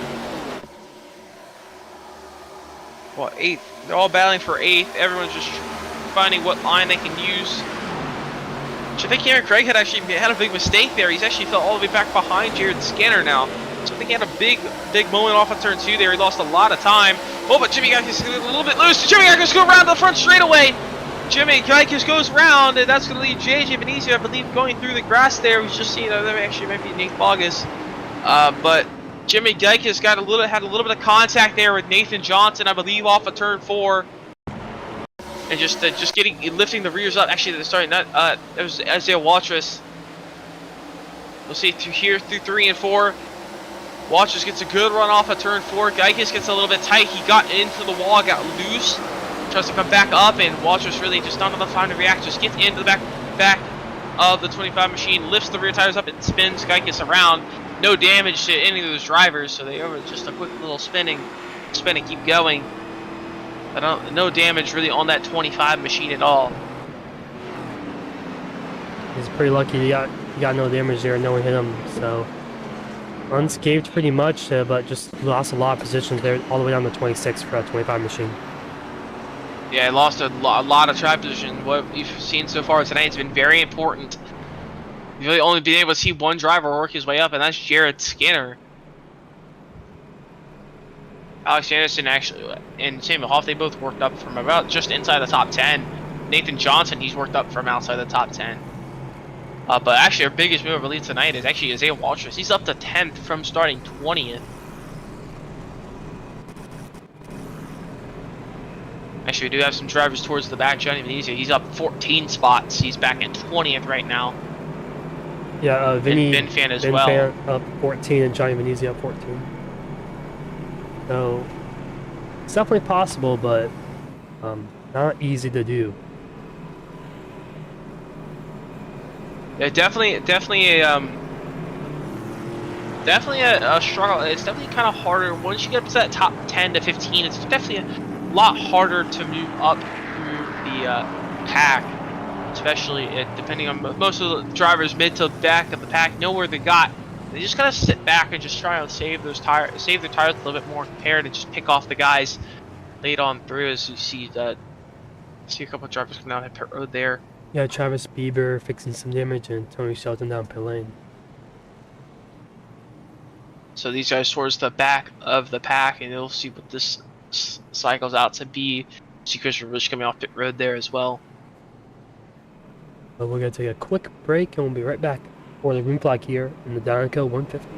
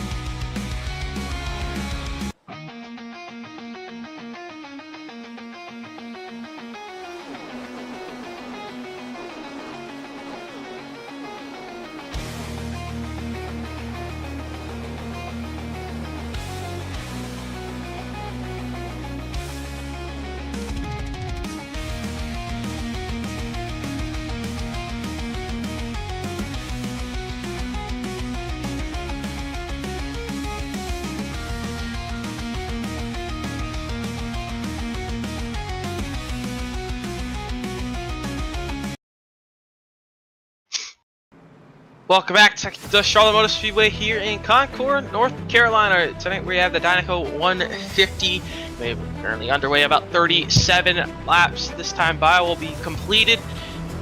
We'll have Connor Sebosian. He's been out front all night long. And he's got Samuel Hoff to his outside and Alex Anderson lining up behind him here for this restart. We have a couple cautions tonight. Mostly just minor spins and a little bit of damage from a couple of drivers. But mostly clean tonight so far. Basically, we're going to take that hard left turn onto pit road once again as they inch down to the Dinoco restart zone. And the green flag is back underway here at Charlotte. A little bit of checkup for the back, around the back half of the top 10 there. A little bit of checkup on that restart. But Sebosian able to get out to a great start again. But now it's going to be Samuel Hoff and Alex Anderson side by side for that second place spot.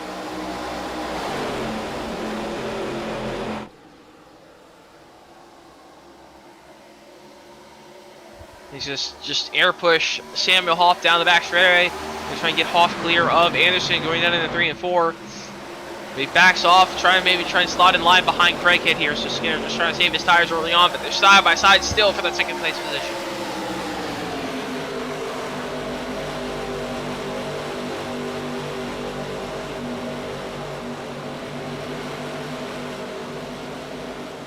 Overdrives it there, going to get almost into the outside wall off of turn 2, so allow Hoff maybe to look back to the bottom, but he's able to stay clear. But now Anderson's back to second. Started to the back half of that first run. Anderson was closing that gap down on Sebosian, so we get another long run here. We'll see what Anderson has for Sebosian on that race lead, and Sebosian pulling away back up a car lengths right now.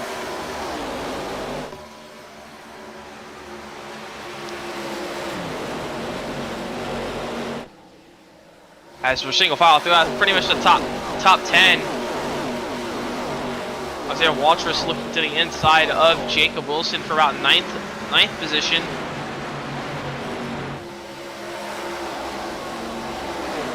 Waltrus at the bottom. Yeah, Blackwell he's had pretty solid pace tonight. A little bit of right front damage. You can see the right front there. As he had the head-on shot, but so Blackwell just trying to save his tires, falling a little bit back, short run here. Jacob Wilson and Nathan Josh go around the outside there. Walter's losing a little bit of time there, sitting behind Noah Blackwell, but side by side here with Cameron Craighead and Jared Skinner for fourth. Craighead able to use the top. We've seen him; he was able to use the top very good for that first long run we had. But he's starting to fall back, and he got lucky with that caution. But Jared Skinner able to clear for fourth. But Alex Anderson looking for the race lead on Connor Sebosian. See if he can get a good enough run off of turn 2, but just a little bit loose.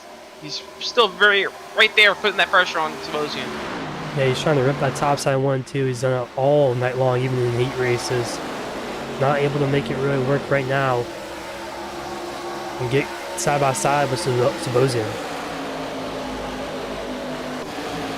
He's able to stay right there, about a couple car lengths in.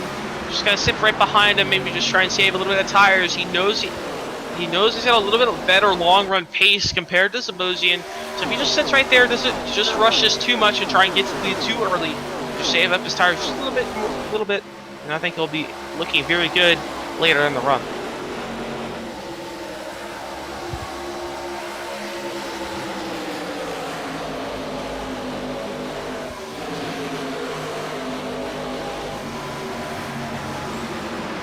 Oh, Mickey Isaac in the outside wall on the entry of 1.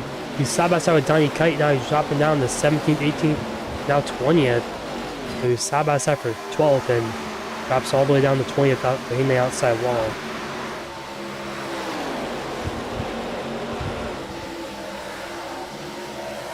Yeah, but Alex Anderson down the back straightaway, down the front straightaway. So apologies there. He's gonna get a good run. We'll see what he tries in a 1 and 2. He'll stick to the bottom as Sebosian he runs up the racetrack a little bit. That's gonna allow Anderson to get the clean air on the bottom. Should have a good run all down the back straightaway. At a good center speed through 1 and 2. So stick to the bottom in 3 and 4. He's trying to get that nose to the inside, get that clean air on the bottom. He's all of that up to Sebosian for the race lead.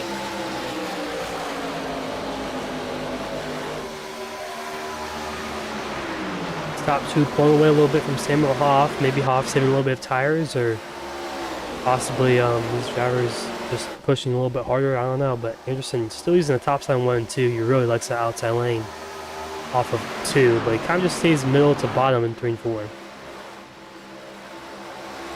Yeah, compare. I have some experience as well. That seam there in the seams kind of through the corners are pretty good, but the ARCA car maybe a little bit less dominant on that seam.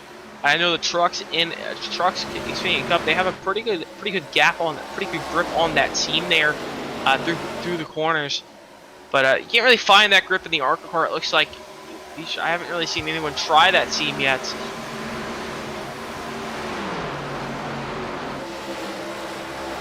There's Isaiah Waltrus and Noah Blackwell, this battle for that 8th place position. Waltrus on the outside lanes.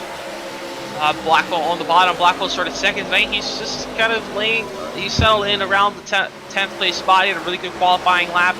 Didn't have to worry about the heats at his time. Didn't have to stress about the heats. Just able to kind of relax before the race started.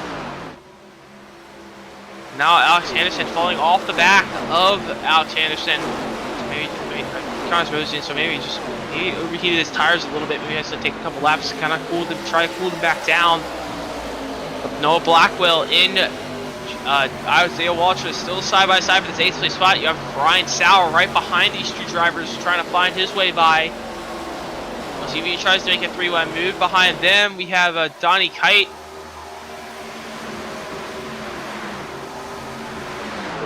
As Waltrus was on the outside lane, did the crossover, moving out on Blackwell. Now he just switched spots. Blackwell on the top, Waltrus on the bottom, but Blackwell defends well. He's at 8th position for now. He's staying right there, keeping it clean with Waltrus. As here comes Ryan Sauer, he's got a good run through 2. He might have an opportunity. Hops to the outside here for Waltrus. Waltrus will stay at the bottom. Sauer looking to the bottom. Waltrus trying to get this spot away, but now he's going to have a very shallow entry going into turn number 3. He's going to wash up the track, almost gets into Waltrus there, but he still holds the bottom, and Waltrus able to clear with the momentum on the top. Now Donnie Kite looking on Ryan Sauer now. And Sauer looks back to the bottom of Waltrus. So they still single file it out.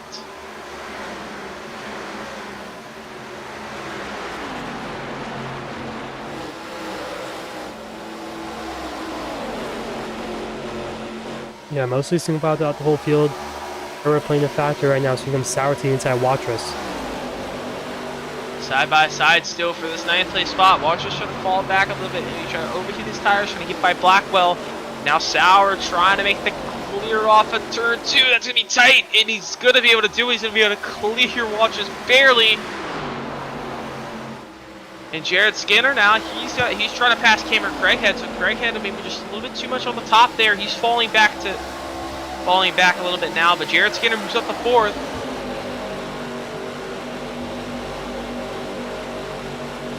The top 3 are really pulled away. Yeah, they stay very close between each other, and they're able to pull away from the rest of the field. As we're just past halfway here in this race. These guys have 26 laps since the last time they pitted under caution. So pit strategy could play a factor here in these next 14, 15 laps. About the pit window here. Maybe a little bit longer since we had 2 cautions in there. Could go to 45, 50 maybe on their fuel run. So could see another 20 laps on these guys' fuel.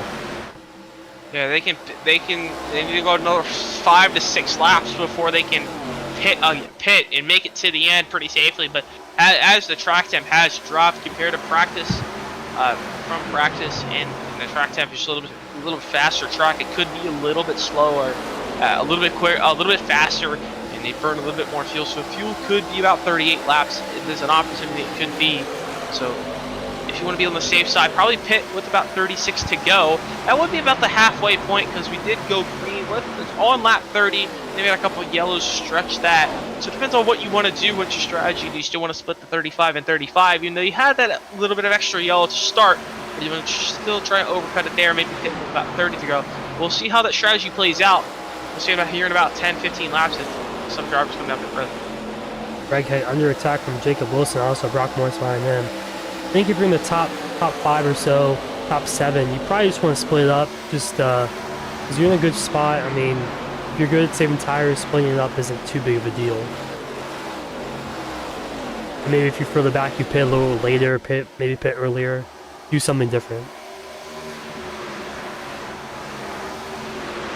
Yeah, we'll have to see, but Jacob Wilson, he's making a good run so far tonight. He's able to clear Cameron Craighead. So Craighead falling back a little bit on the older tires, so he might see that 48 machine, try and dive it in early. If he really starts to fall back, and he needs to try and just get those fresh tires, use that overhead to his advantage and defend. He's been able to defend very well, though. Hasn't really been able to instantly getting past everyone trying to pass him. There's been a couple laps getting by him, so he's had a very good. He's been playing very good defense so far tonight. Yeah, it seems like once these maybe tires, he can use it to his advantage. Once these tires really settle in, it's a lot harder to pass here compared to last week at Kansas. I mean, Kansas, you saw people going passing every other lap. Here it seems like a little bit more of a methodical. Takes a little bit more time to get around someone, and you might burn up your stuff a little bit more to try to get around someone. Yeah, especially the bottom, just a little bit tighter. You gotta get out of the gas more. You maybe use I don't know if these drivers are using a brake at all tonight, but they could be use a little bit of brake, and yeah, they might just have to. Yeah, a little bit of trail braking to help rotate the car. Yeah, and it's just a little bit slower corners compared to what we've seen at Kansas last week. But looking at lap times right now, they're about 2 seconds slower than their fastest lap time. So tire wear definitely playing a factor right now. So each lap, if someone pits, they're going to be about 2 to 1.5 seconds quicker to 2 seconds quicker a lap. Zabosian under attack though. Yeah, this might help some of these drivers who's back half of the top 10. If these drivers want to undercut each side start battling, that's going to really help their undercut strategy. About 10th is about 3.5 seconds back. So that's just probably in the undercut range if you go about 5 laps. But Samuel Hawthorne starting to fall off. But here comes Alex Anderson. We saw him very good long run pace in that first run. Now he's under attack. He's attacking. Tom's moving for the race lead. The outside lane. This is where Anderson wants to be. He's been pretty good on the outside lane. Dives it deep into 3 and 4. Zabosian gets a little tie off of 4. Oh, man, we got a caution again right before Zabosian was going to get past. We have a car around somewhere. That's Kyle Herlinsky. Oh, Alex Anderson probably not too happy about that when he was about to get by Connor Zabosian. Finally, he worked so hard. 35 laps there on that tire. He almost got him. He was almost there, but the caution comes out right before he's able to pass. He was right there again and just couldn't get it. That was the second time tonight. He was right there about to get by Zabosian. Had a great momentum on him. And another caution comes out, and that will end the fuel strategy. They should all be able to make it here. So let's see what happened. Jeremiah Holt just tries. Jeremiah Holt just trying to get too aggressive on the side draft. Turn Herlinsky down the racetrack. Herlinsky goes through the grass and spins back up the racetrack. Yeah, no Actually, damage. that was the yellow pretty early there. So I was surprised that was a yellow. I thought that. I guess he's just a little bit too sideways. Obviously, he did throw the yellow there. Yeah, it looks like Holt. Yeah. I mean, I don't know if he was intentionally wrecking him there, but I don't think it was. Yeah, I think he was just a little bit too aggressive on the side draft, winning that spot there, and just got into Herlinsky. And luckily, no damage for either of the drivers, so it didn't really end any of their night. With the older tires, it's a lot harder to turn on the straightaway. It seems like once these tires get a little old. So here we go. Pit stops underway. The pit stops are underway. We'll see if Anderson, if he can take this lead from Zabosian, if he had a much better stop. We'll see 4 tires in a full tank of fuel for everybody. And Alex Anderson, a great stop. Close. Not going to get there, though. Alex Anderson not able to. He's going to hold off the seconds. The Zabosian holds on to the lead of the pit road. That was really close there. As Dan Adams may have stayed out there, possibly. He might have been the lucky dog, actually. A few drivers seen out lap cars, so the order not exactly right yet. Yeah, a good couple of cars a lap down. We'll have to see who gets the waiver on it. Then the drivers take the waiver on it, but this should end the fuel strategy. Everyone should be able to make it to the end now. Original was about 40 laps. So Yeah, unless there's a original, green light checkers and stuff like that. But even then, I yeah. think they should be good. Yeah, they should be able to save enough under the caution, at least enough. But it also depends on how much you're running. If you're running the top enough, burning more fuel, it could be close. But we're given 40 laps on fuel. That's our window. So it could be about 35 to 40, or it could be 40 to 45. But we'll have to see. I assume it's 35 to 40. I mean, the track's a very fast racetrack, very cool racetrack, and it burns a little bit more fuel, and also able to use the top that also burning up more fuel. So it could be a little bit close on fuel here, depending on what you run. But I think everyone should be pretty much good.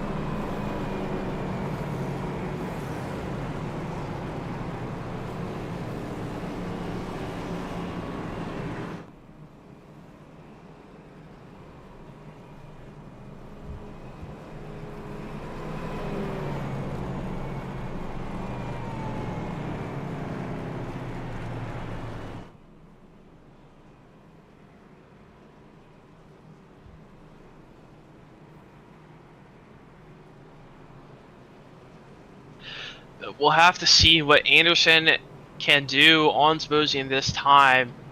I mean, he's right there about to get by Zabosian again, and it just comes up short. Just got that caution at a bad time. You gotta think Anderson might be, as it has to be furious with those yellows coming out. I mean, he's working so hard just to get there again. We'll have to see, but this time by, we should be able to take the one. We should take the 1 to green signal of Thomas Spencer and Travis Bieber taking a lap, taking the wave around here.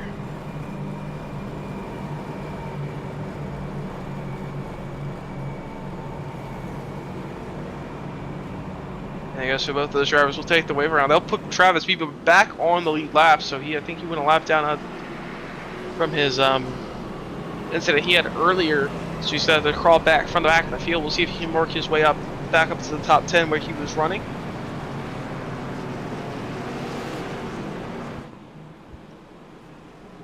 Yeah, let's take a quick look at the biggest movers so far tonight. Looks like Johnny Venezia up 17 spots right now, and Vinny Benfant up 15.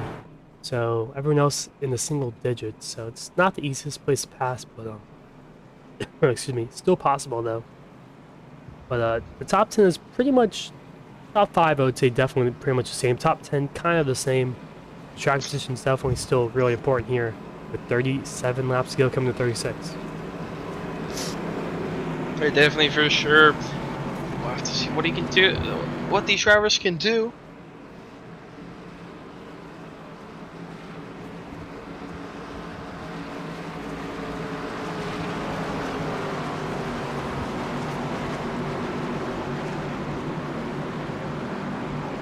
The pace car going to take that hard left turn onto pit road. This time by will restart with 36 laps to go. Zabosian back to the guy who he gets back on the loud pedal. Let's see if Anderson has any attack this time, but it's slow start. But the Watchers goes around on the start. No caution though. Quick little 360, no caution. Wow. Able to quickly get that car back going, but Zabosian out to an early lead as Alex Anderson not able to get off to a great restart. But Jared Skinner and Brock Morris, they're side by side for third. I think Anderson's hoping that we go green the rest of the way because he's been really good on those long runs. Not so much on the short run. But once he gets that 30 laps into the run, he's really quick as we got one car around Ryan Sauer in the outside wall. No caution yet. He's really slow. Let's take a look what happened there. Ryan Sauer, let's see, just going in through 3 and 4. Oh, Blackwell loose on the bottom. I don't think he's gonna know if he doesn't have it. Oh, Blackwell does get involved, but Sauer really loose on the top there. Gets loose right in front of Blackwell. Both those drivers will walk away with damage. We stay green, and yeah, Sauer's gonna have to probably go up the road. You see how much he's skewed down the front straightaway there. This really separates Mickey Isaac there. Top 8 really separated now. Yeah, separates the top 8 to 10 a lot, but we'll have to see. Brock Morris, he was given the clear of Jared Skinner. Jared Skinner, he's got Samuel Hoff all over his back bumper down the back straightaway as they enter turn number 3 and 4. Team Hoff, he's staying right on the back bumper, but we have to see, this is going to be the longest run of the night, and we're not going to get any longer runs, but Alex Anderson, he's all over the back bumper of Connor Sibosian for the race lead. Keep an eye on that 6-7 machine. He can save his tires better. We could have a fight on our hands for the race win very late into this race if we stay green. Yeah, he's probably been quicker a little bit than Sibosian on a longer run, so I think he's really hoping we stay green the rest of this race. I think he also might be a little bit more aggressive this run, knowing that he knows his long run is over. His long run opportunities are over. If he can't get by, he knows he needs to get in the lead, needs to stay there. He might be a little bit more aggressive trying to get by Sibosian for the race lead. But Hoff, he tries to go around the outside of Jared Skinner. He knows this trap is just going to matter as well. Oh, but he'll lose with the front, loses the nose there. It's going to cost him a lot of time, and that's going to allow Cam McGregor to go to the inside. As long as Jacob Wilson and Donnie Kite as well.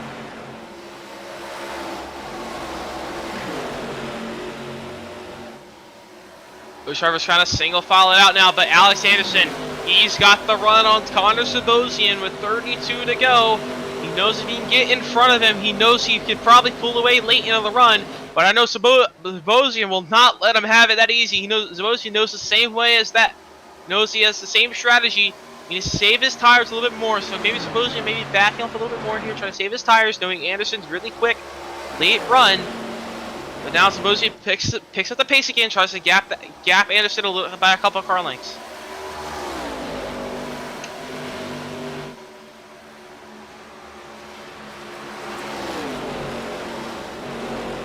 Alpha 2, Sibosian, he's able to keep a couple tenths away. That's Anderson, not able to get close enough, but meanwhile those top two, they have pulled away by a good second and a half over third and fourth of Brock Morris and Jared Skinner. We'll see what they can do though. Oh, we got a caution out of the racetrack once again with 30 to go. Joshua car around. Yeah, Clatterbuck around into 3 and 4. Clatterbuck goes around there in 3. Let's take a look at what happened here. Down the back straightaway, he's got the one car to his inside. That's Lucas Blake. Just gets into the wall, just going down in front of Blake, and just a little bit of contact, but also just aggressive side drift there as well. Oh, it almost gets into someone else and pancakes the left side of the car to the outside wall.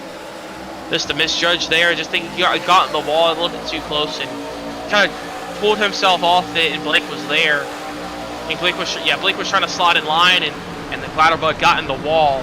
And when Blake was trying to slot in line, Clatterbuck got in the wall. It just kind of they kind of met in the middle there, really. Jeremiah Holt barely missing that one. Wow, that one was very close. That Jeremiah Holt almost got very big damage from that wreck as well. Almost getting involved there. Now, will anyone come down pit lane here? Maybe some people in the back. I think Donnie Kite actually coming down pit lane, taking 4 fresh tires. He was in the 7th, 8th spot there. So, interesting strategy there. Going to be down in the 24th-ish place.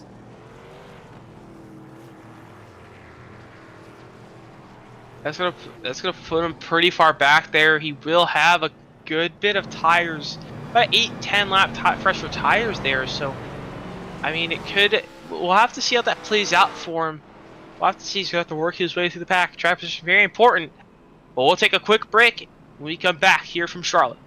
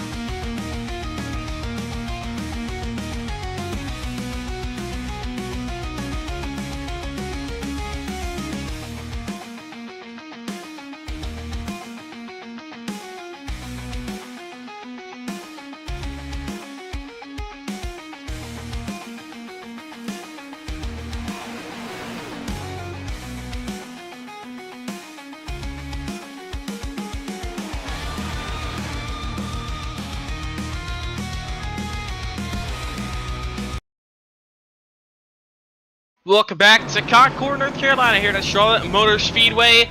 We have 25 laps to go. We're about to take the green flag.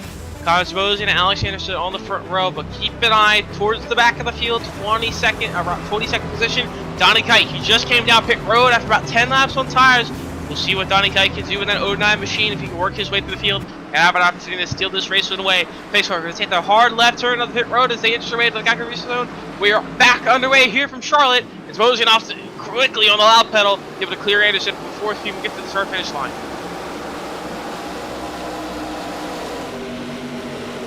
Saw block Morris and now it's Anderson. They're going to be side by side now. Morris actually clears Anderson, and Skinner's going to be side by side with Anderson. This is big. Anderson losing track position quickly on. Oh, we got a big wreck in the back. One car around. Lucas Blake around right in front of the field, and other Johnny Venezia around as well. Multiple cars around there.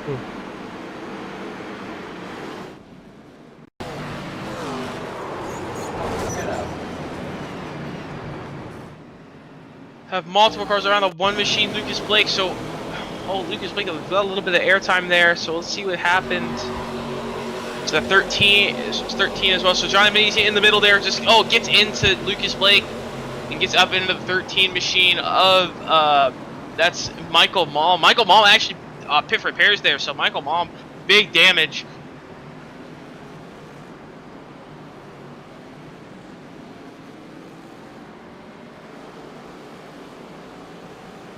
As that's unfortunate for that 13 machine. He's actually got a lot of damage there. So he's got to come down pit road. I don't think it doesn't look too bad. Maybe just a 30-second repair, but I think he got pancaked between the wall there and the Lucas Blake. So, and unfortunate for that 13 machine running. He was running very well tonight, and he's gonna have to come down pit road. Even just outside the top 10 there, and just unfortunate. So he's gonna have to see what he can do with the damage. Maybe he might be able to get back going, salvage everything he can. But Donnie Kite was not involved there. He's able to gain a couple spots, so he's up to 20th. Now this DL probably doesn't really help him as well, because now the tires will be able to cool down for everyone else in front.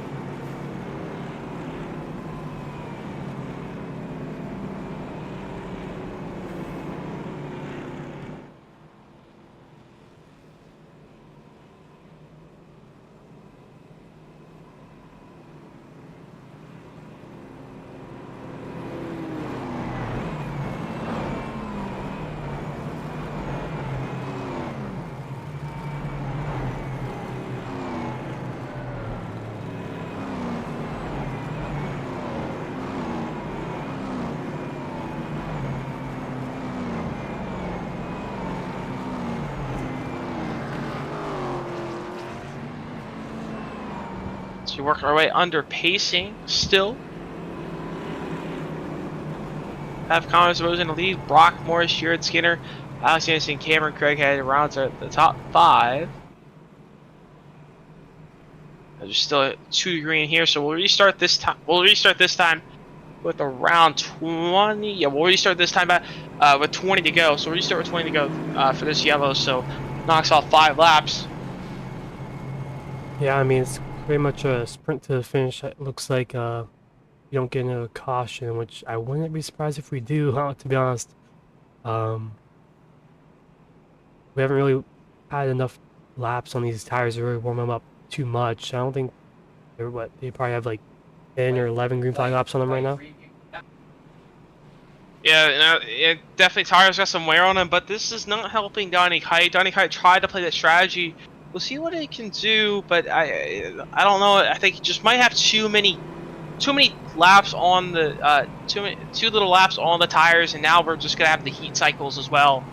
and I don't think it'll really matter. I think he'll still be able to drive his way up to the top 10 where he was running.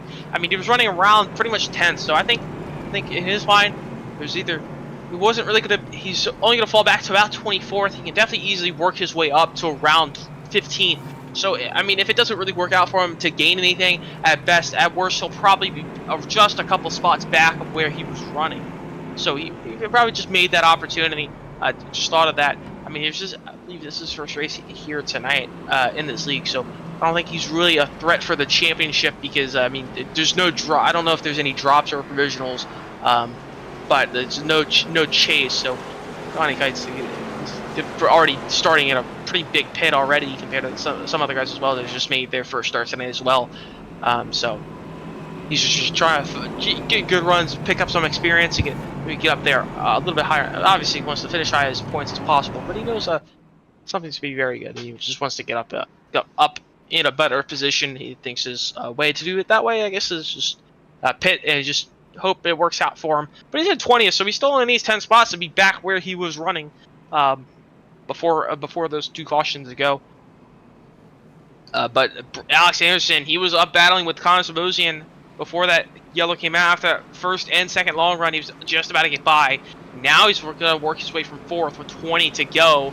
Tires still will matter just a tad bit, but it's not going to be enough, so we'll just keep an eye on that 6-10 machine of Anderson. I think he's going to be really aggressive trying to get that race lead back. Wants that race lead.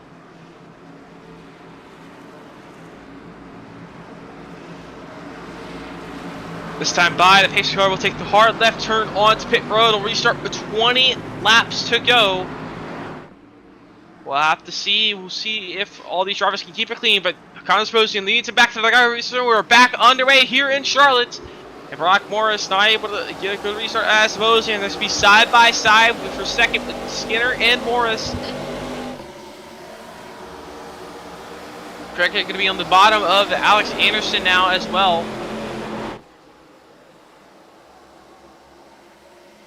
Now we've got another caution as we got cars around towards the back of the pack.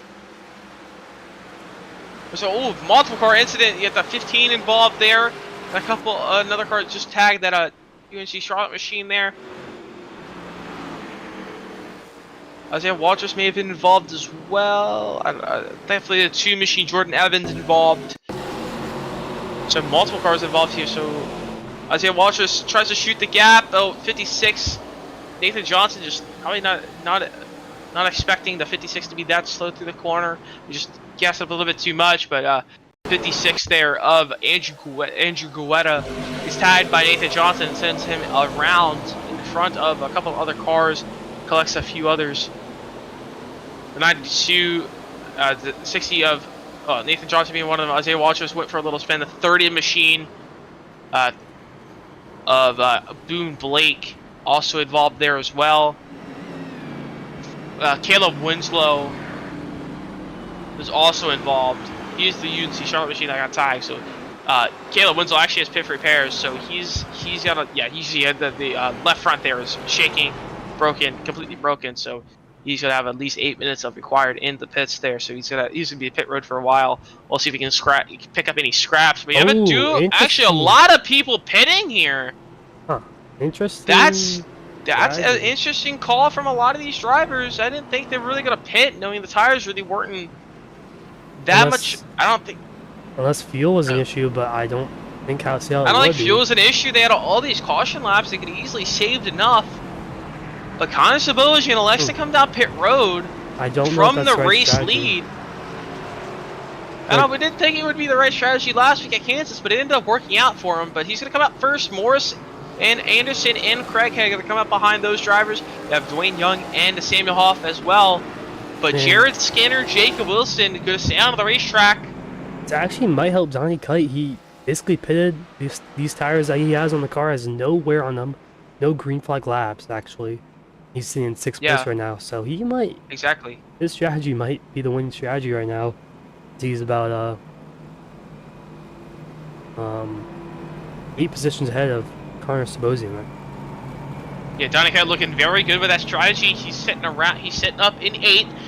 Now, well, 6 actually. He's sitting in 6th. He's got 5 drivers in front of him that have about 10 green flag laps on their tires. He has 0. Now that, yeah, he is 0, but there's still a little bit of heat cycle getting up to speed through a couple corners. So we'll see how better the tires will be. I mean, we really haven't had an opportunity to see how well those tires really work on the restart. I mean, he only made 2 spots, and that's because people were going around right in front of him, and he had to avoid. But I mean, we'll have to see here. He's starting in 6th. He's in a great spot to restart. We'll see what he can do in the 1 and 2. We'll see if he can get up to the lead. Jared Skinner's definitely going to be hard driver to pass and beat, but we'll see. But I mean, Sebastian's going to be all the way back to 14th with Nathan Johnson as well, Jordan Evans. So they just went around. So Sebastian, Morris, Anderson, they're going to be 14th, 15th, and 16th. They're going to have less than 15 to go when we restart. So we'll have to see what this plays out.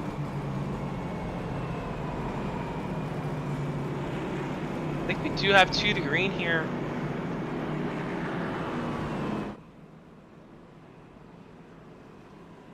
So I think let's bring in that 09 machine of Donnie Kite. We'll see what his strategy plays out here. Donnie Kite, welcome to. Do you have a copy? What's up, buddy? Alright, so you're able to you pitted around after that 10-lap run with that 30 to go, and he had a lot of these cautions able to work out, and all of those drivers just pitted. So what's your strategy working out? How do you think this is gonna work out for you? Well, it fell into my lap a little more than I expected it to. I figure if I can navigate the traffic well enough to where the guys who are on the same set of tires behind me won't be much of a factor, I may be able to grab a checkered flag here, hopefully. Yeah, so you do have the tire. Now, we don't really have any laps on the tires. You've been all under yellow, but do you think that those drivers in front of you, if their tires cool down enough, do you think you may be able to still get by them, have a more of an advantage? Do you think the tires probably even out by now? Well, yeah, if I'm able to use the freshness of the tire, I should be rolling at least a second faster than some of these guys. They've been out here for, I think, like 23 laps now. Granted, probably half of them have been under yellow, so roughly 10 laps on their tires. And I've got maybe half a corner on mine, so. Alright, well, good luck in the rest of the race. We'll see how the strategy works out for you. Appreciate it, guys. So Donnie Kite, well, he's pitted on lap 73 just after that little bit of about 10-lap run, about a little bit ago. Now we're gonna restart with 15 to go, and Connor Sebastian on the same with Brock Morris. They're on the fresh tires back in 14th. We'll see what Donnie Kite can do. Everyone in front of him is on older tires. We'll see what he can do. So Sebastian's got to work his way from 14th. He's got to work through the pack. Nathan Johnson, he just went around. He's got to work right in front of him. Same with Jordan Evans there. Those drivers just went around in that last incident. Not too much damage with those machines, but their tires definitely going to be shot compared to Sebastian's fresh tires. He just got on the car. We'll have to see. But this time by will be 15 laps to go. The pace car going to take that hard left turn onto pit road. And Jared Skinner leads into the green through the restart zone. He steps on the loud pedal. He gets a good restart. Jacob Wilson, not a great restart compared to Jared Skinner. But Donnie Kite, he's able to get an extra spot, a quick spot there here through 1 and 2. He's going to be side by side with Jeremiah Holt. We'll get up to speed if he can stay green, get a couple green flag laps. He might be able to work his way through the field. But Sebastian, he's 3 wide with a lot of these drivers. A lot of slicing and dicing, a lot of calamity with the fresh tires and old tires. We'll have to see how this plays out, but Connor Sebastian is going to try and get clear of Travis Beaver on the outside lane. Anthony Johnson very loose, Jordan Evans as well. It's Alex Anderson, he's going to look to the round. Connor Sebastian. Alex Anderson, he was one battling with Sebastian for the race lead after the long run. We'll see what he can do off of turn number 2. Anderson on the outside lane of Sebastian. This is for the 9th now. They still have a lot of drivers to get through.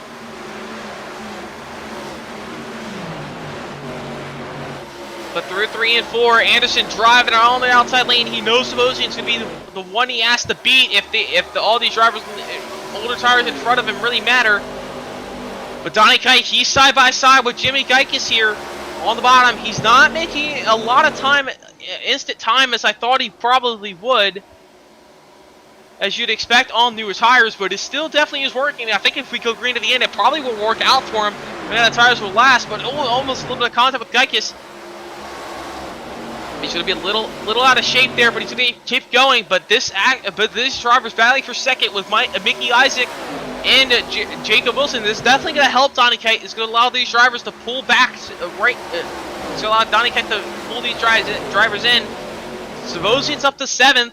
Sabosian making great time. Same with Anderson. Dwayne Young as well. Actually, it's not Dwayne Young. Actually, no, that is Dwayne Young. Dwayne Young making good time as well. He's in the top 10. Jacob Wilson able to make his way up through, make the way through yet. Top 3. Jared Skinner dominated Kansas last week. The strategy didn't play out for Skinner last week. We'll see if this strategy works out for him this week. Compared to Donny Kite last time by, Jared Skinner was actually about a half a tenth faster. I just don't think his older tires are old enough to make a difference. And I think if we stay green the rest of the way, Jared Skinner is looking really good right now. Now, Sabosian is making good pace. He's actually was about 2 tenths faster, but now he's got some traffic to work through. I think Donny Kite maybe had too many heat cycles on his tires that it's not working out for Donny Kite. It's definitely working out for Alex Anderson and Sabosian as they got Jimmy Geikis and Noah Blackwell side by side in front of them. They have to get by these drivers. They want to have a chance with 10 to go. Contact. They're both battling together. Anderson a little bit of contact with Sabosian. I just don't know if they have enough time. 10 laps. It's only a heat race basically that we had earlier, and they're about 1.5 seconds back from the race leader. That's just, I don't think, enough time to do anything. Here comes. But Anderson was able to use the bottom, able to follow Blackwell through. He's able to get by Sabosian, so if they can catch everyone in front of him, he's got a chance. This battle for second is close still with Wilson and Isaac, but it's allowing Jared Skinner to pull away, and he's still just slightly faster, I think, than Donny Kite in fourth. Donny Kite there actually just gets by Mickey Isaac for third. We'll see what Kite can do. This. No, contact. Blackwell gets really sideways to hold up Sabosian and Geikis. That's going to allow Alex Anderson up to 5th. But Alex Anderson a 2.5 back. He's got to really pick up the speed, pick up the pace here if he wants a chance at this win. Jared Skinner not losing any time compared to Donny Kite.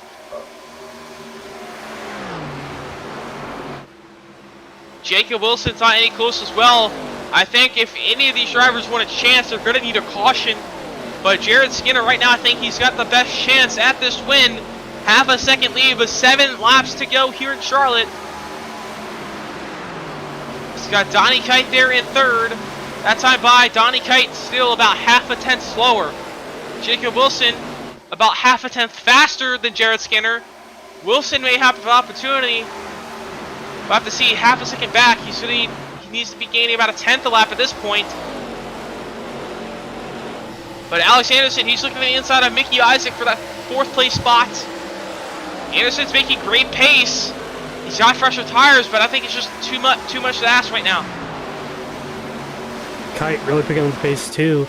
Same with Wilson, he was about a tenth quicker last time by. This race is not over yet. Yeah, Wilson was about a tenth faster than our race leader of Jared Skinner, and Donny Kite was about a 10.5 faster. So it's definitely coming down to the wire here. 5 laps to go this time by. They stayed green to the end like Kite needed it. Kite had the fresher tires, and I think the little bit of heat cycles definitely hurt him short run.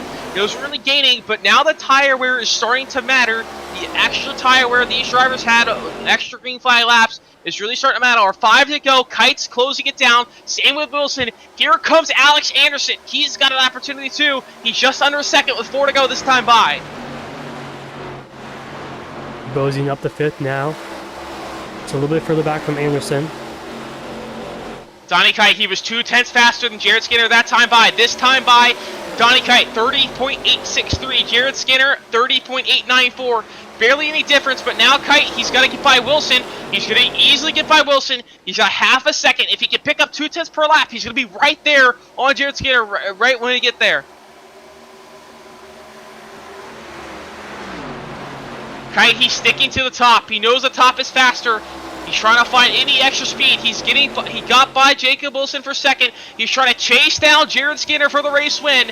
He's down to 4 tenths. That time by, Donny Kite was about 2 tenths fast, maybe not 2 tenths, but a 10.5 faster than Jared Skinner. With 3 to go, 10.5. He's gonna be able to get there maybe. Might be a 10th short. It's going to be close. This time by, it'll be 2 to go. Now, Donnie Kite, he's going to have a little bit of dirty air to work through. It's going to be tough to pass Jared Skinner for the race lead, but he's closing that gap. Donnie Kite just so much better in 3 and 4 compared to Jared Skinner. That's why he gains all his time, less than 3/10 between these two drivers. That time by Kite, a 31.104, 2.61 for a race leader of Jared Skinner.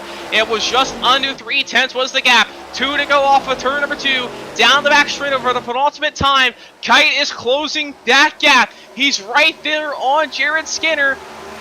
He's just a couple car lengths back.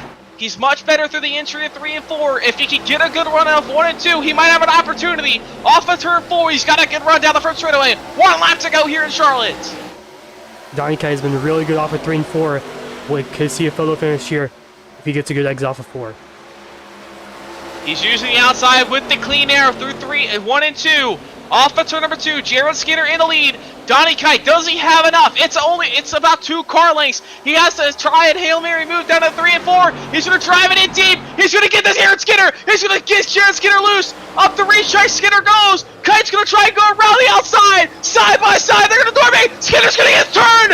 Alex Anderson is going to steep through the bottom. And Alex Anderson steals the win here in Charlotte as they crash behind him. Donnie Kite got into Jared Skinner there in 3 and 4, and Alex Anderson on the new tires. It just pays off. He steals the win here in Charlotte.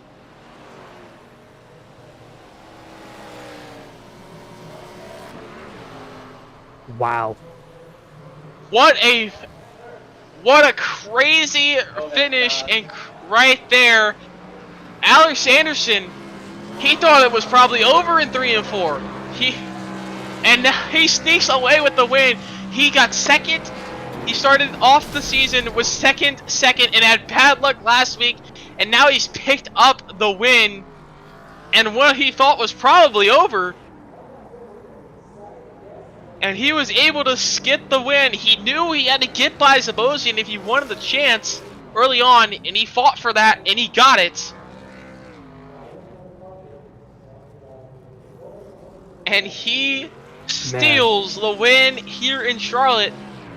And it's just absolutely crazy finish.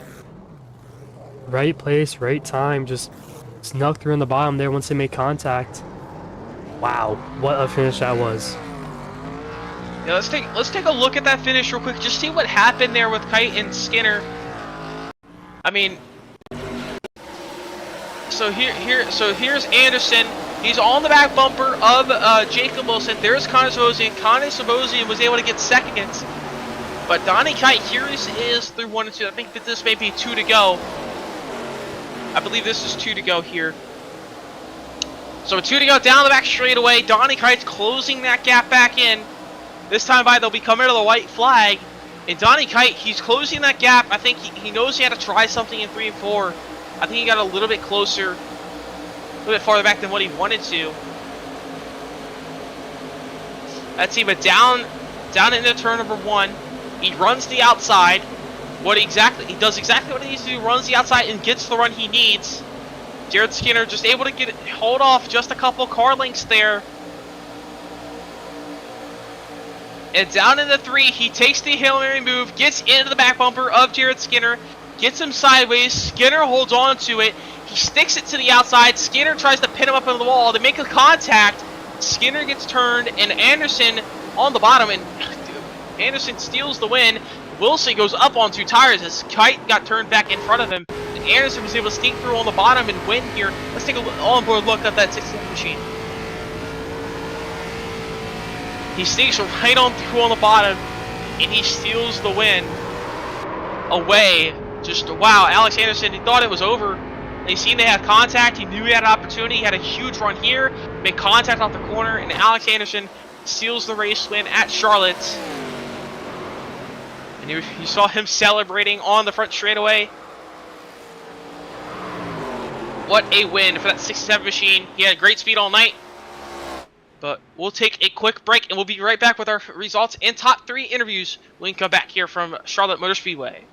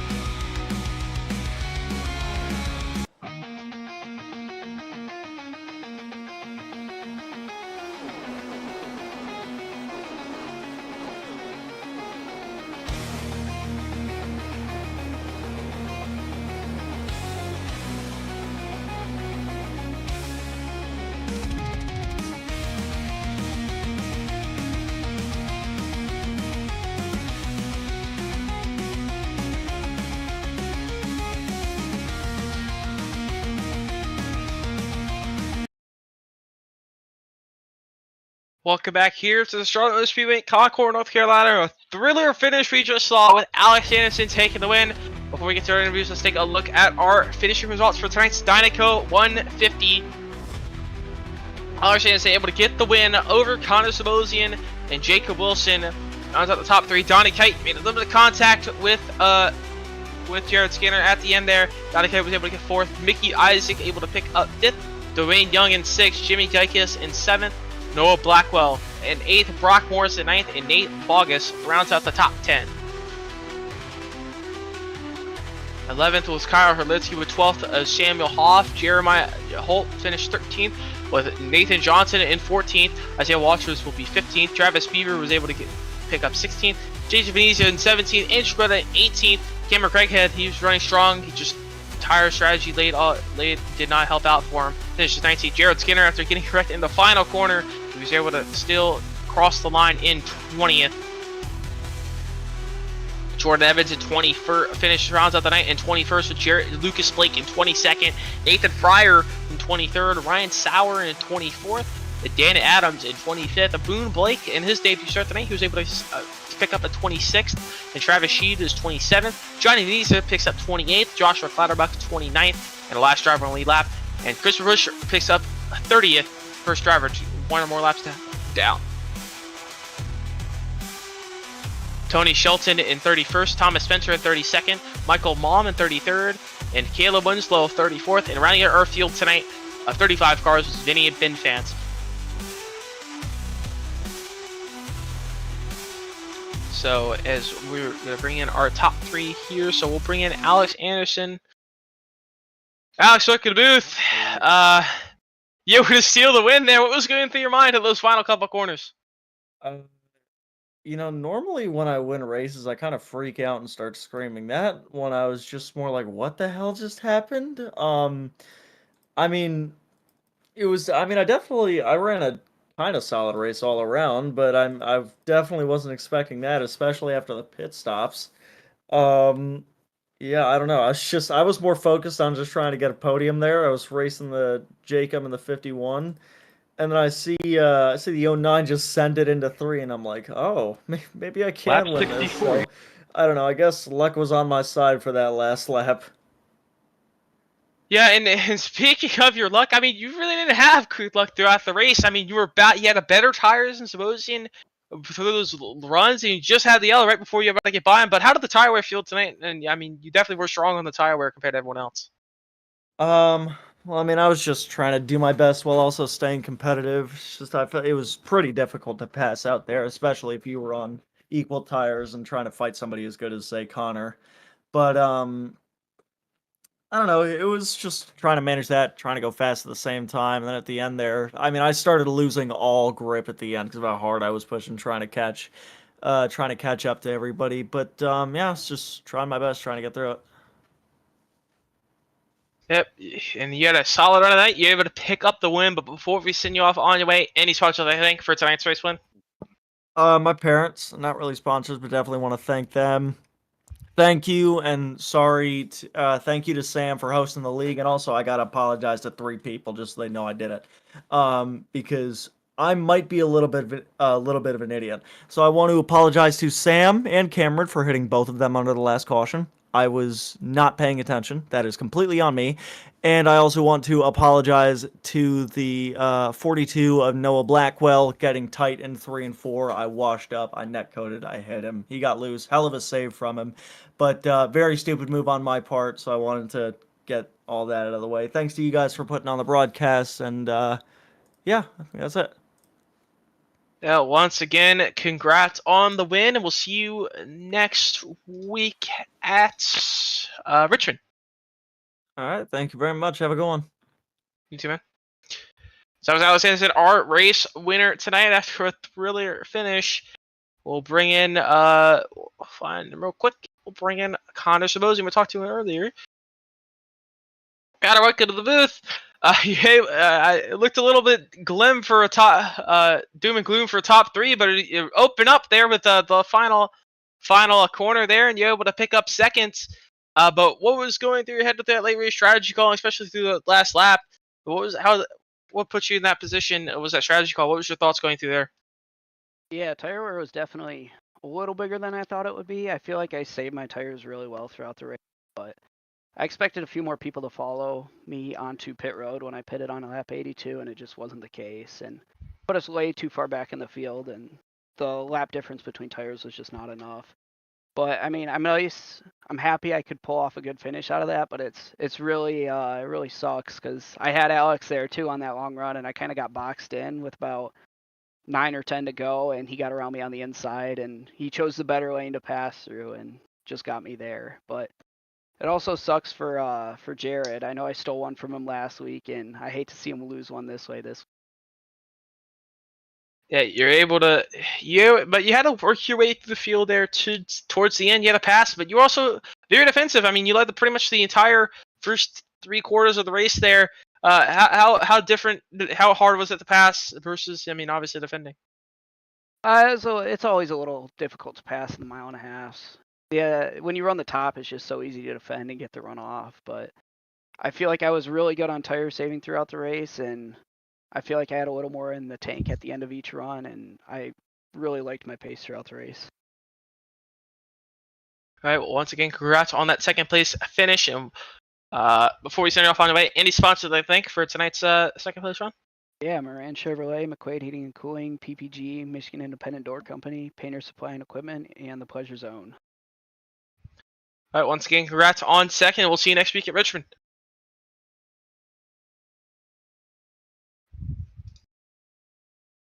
So that was our second place finisher of Connor Sabosian.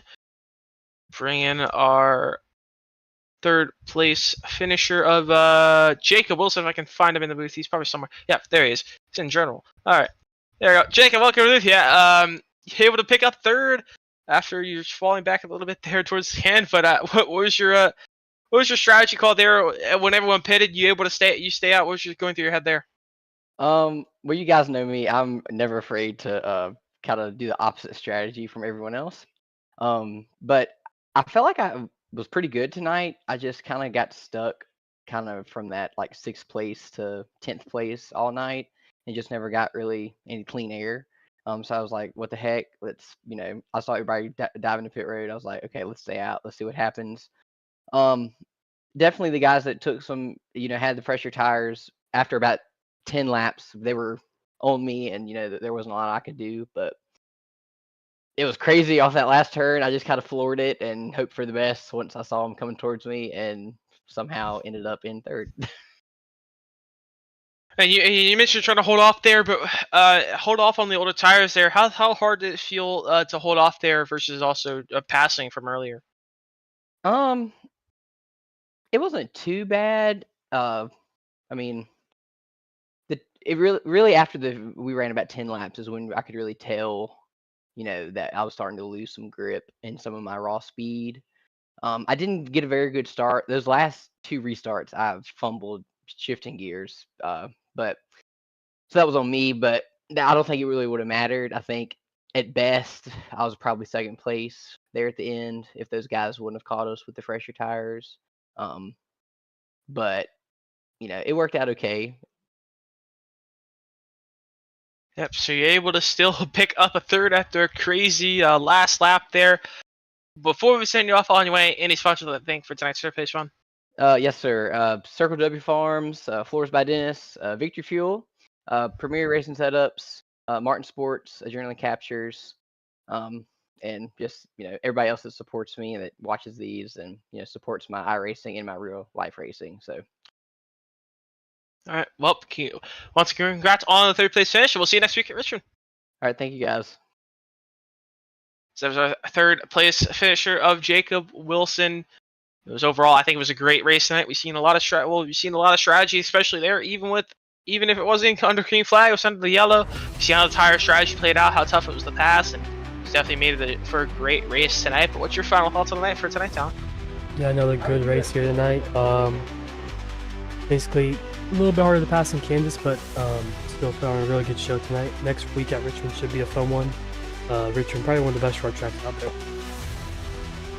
Yeah, especially I think Richmond's going to be a very exciting race next week. We'll be right back. We'll be back for that next week here Wednesday, 8 o'clock here on the network. The same time, be a great race there at Richmond next week. Friday and coming up here on Legendary Network next Friday around 9:15 Eastern Time, we'll be back for the NAR Cup Series. They'll be going to Nashville Super Speedway Friday night, and we'll also have Tuesday night, the Tuesday Night Thunder for the Bolt Racing League. We'll have those as well. Tuesday night we'll have they will be at Chicagoland as well for 8:30 next Tuesday night. So we got a lot of good races coming up here on the Legends Racing Network. But it was overall a great race tonight. And I'm Aaron Brown. I was joined alongside my producer and co-commentator of Talon Drake tonight. And so long from Charlotte, and we'll see you next time here on the Legends Racing Network.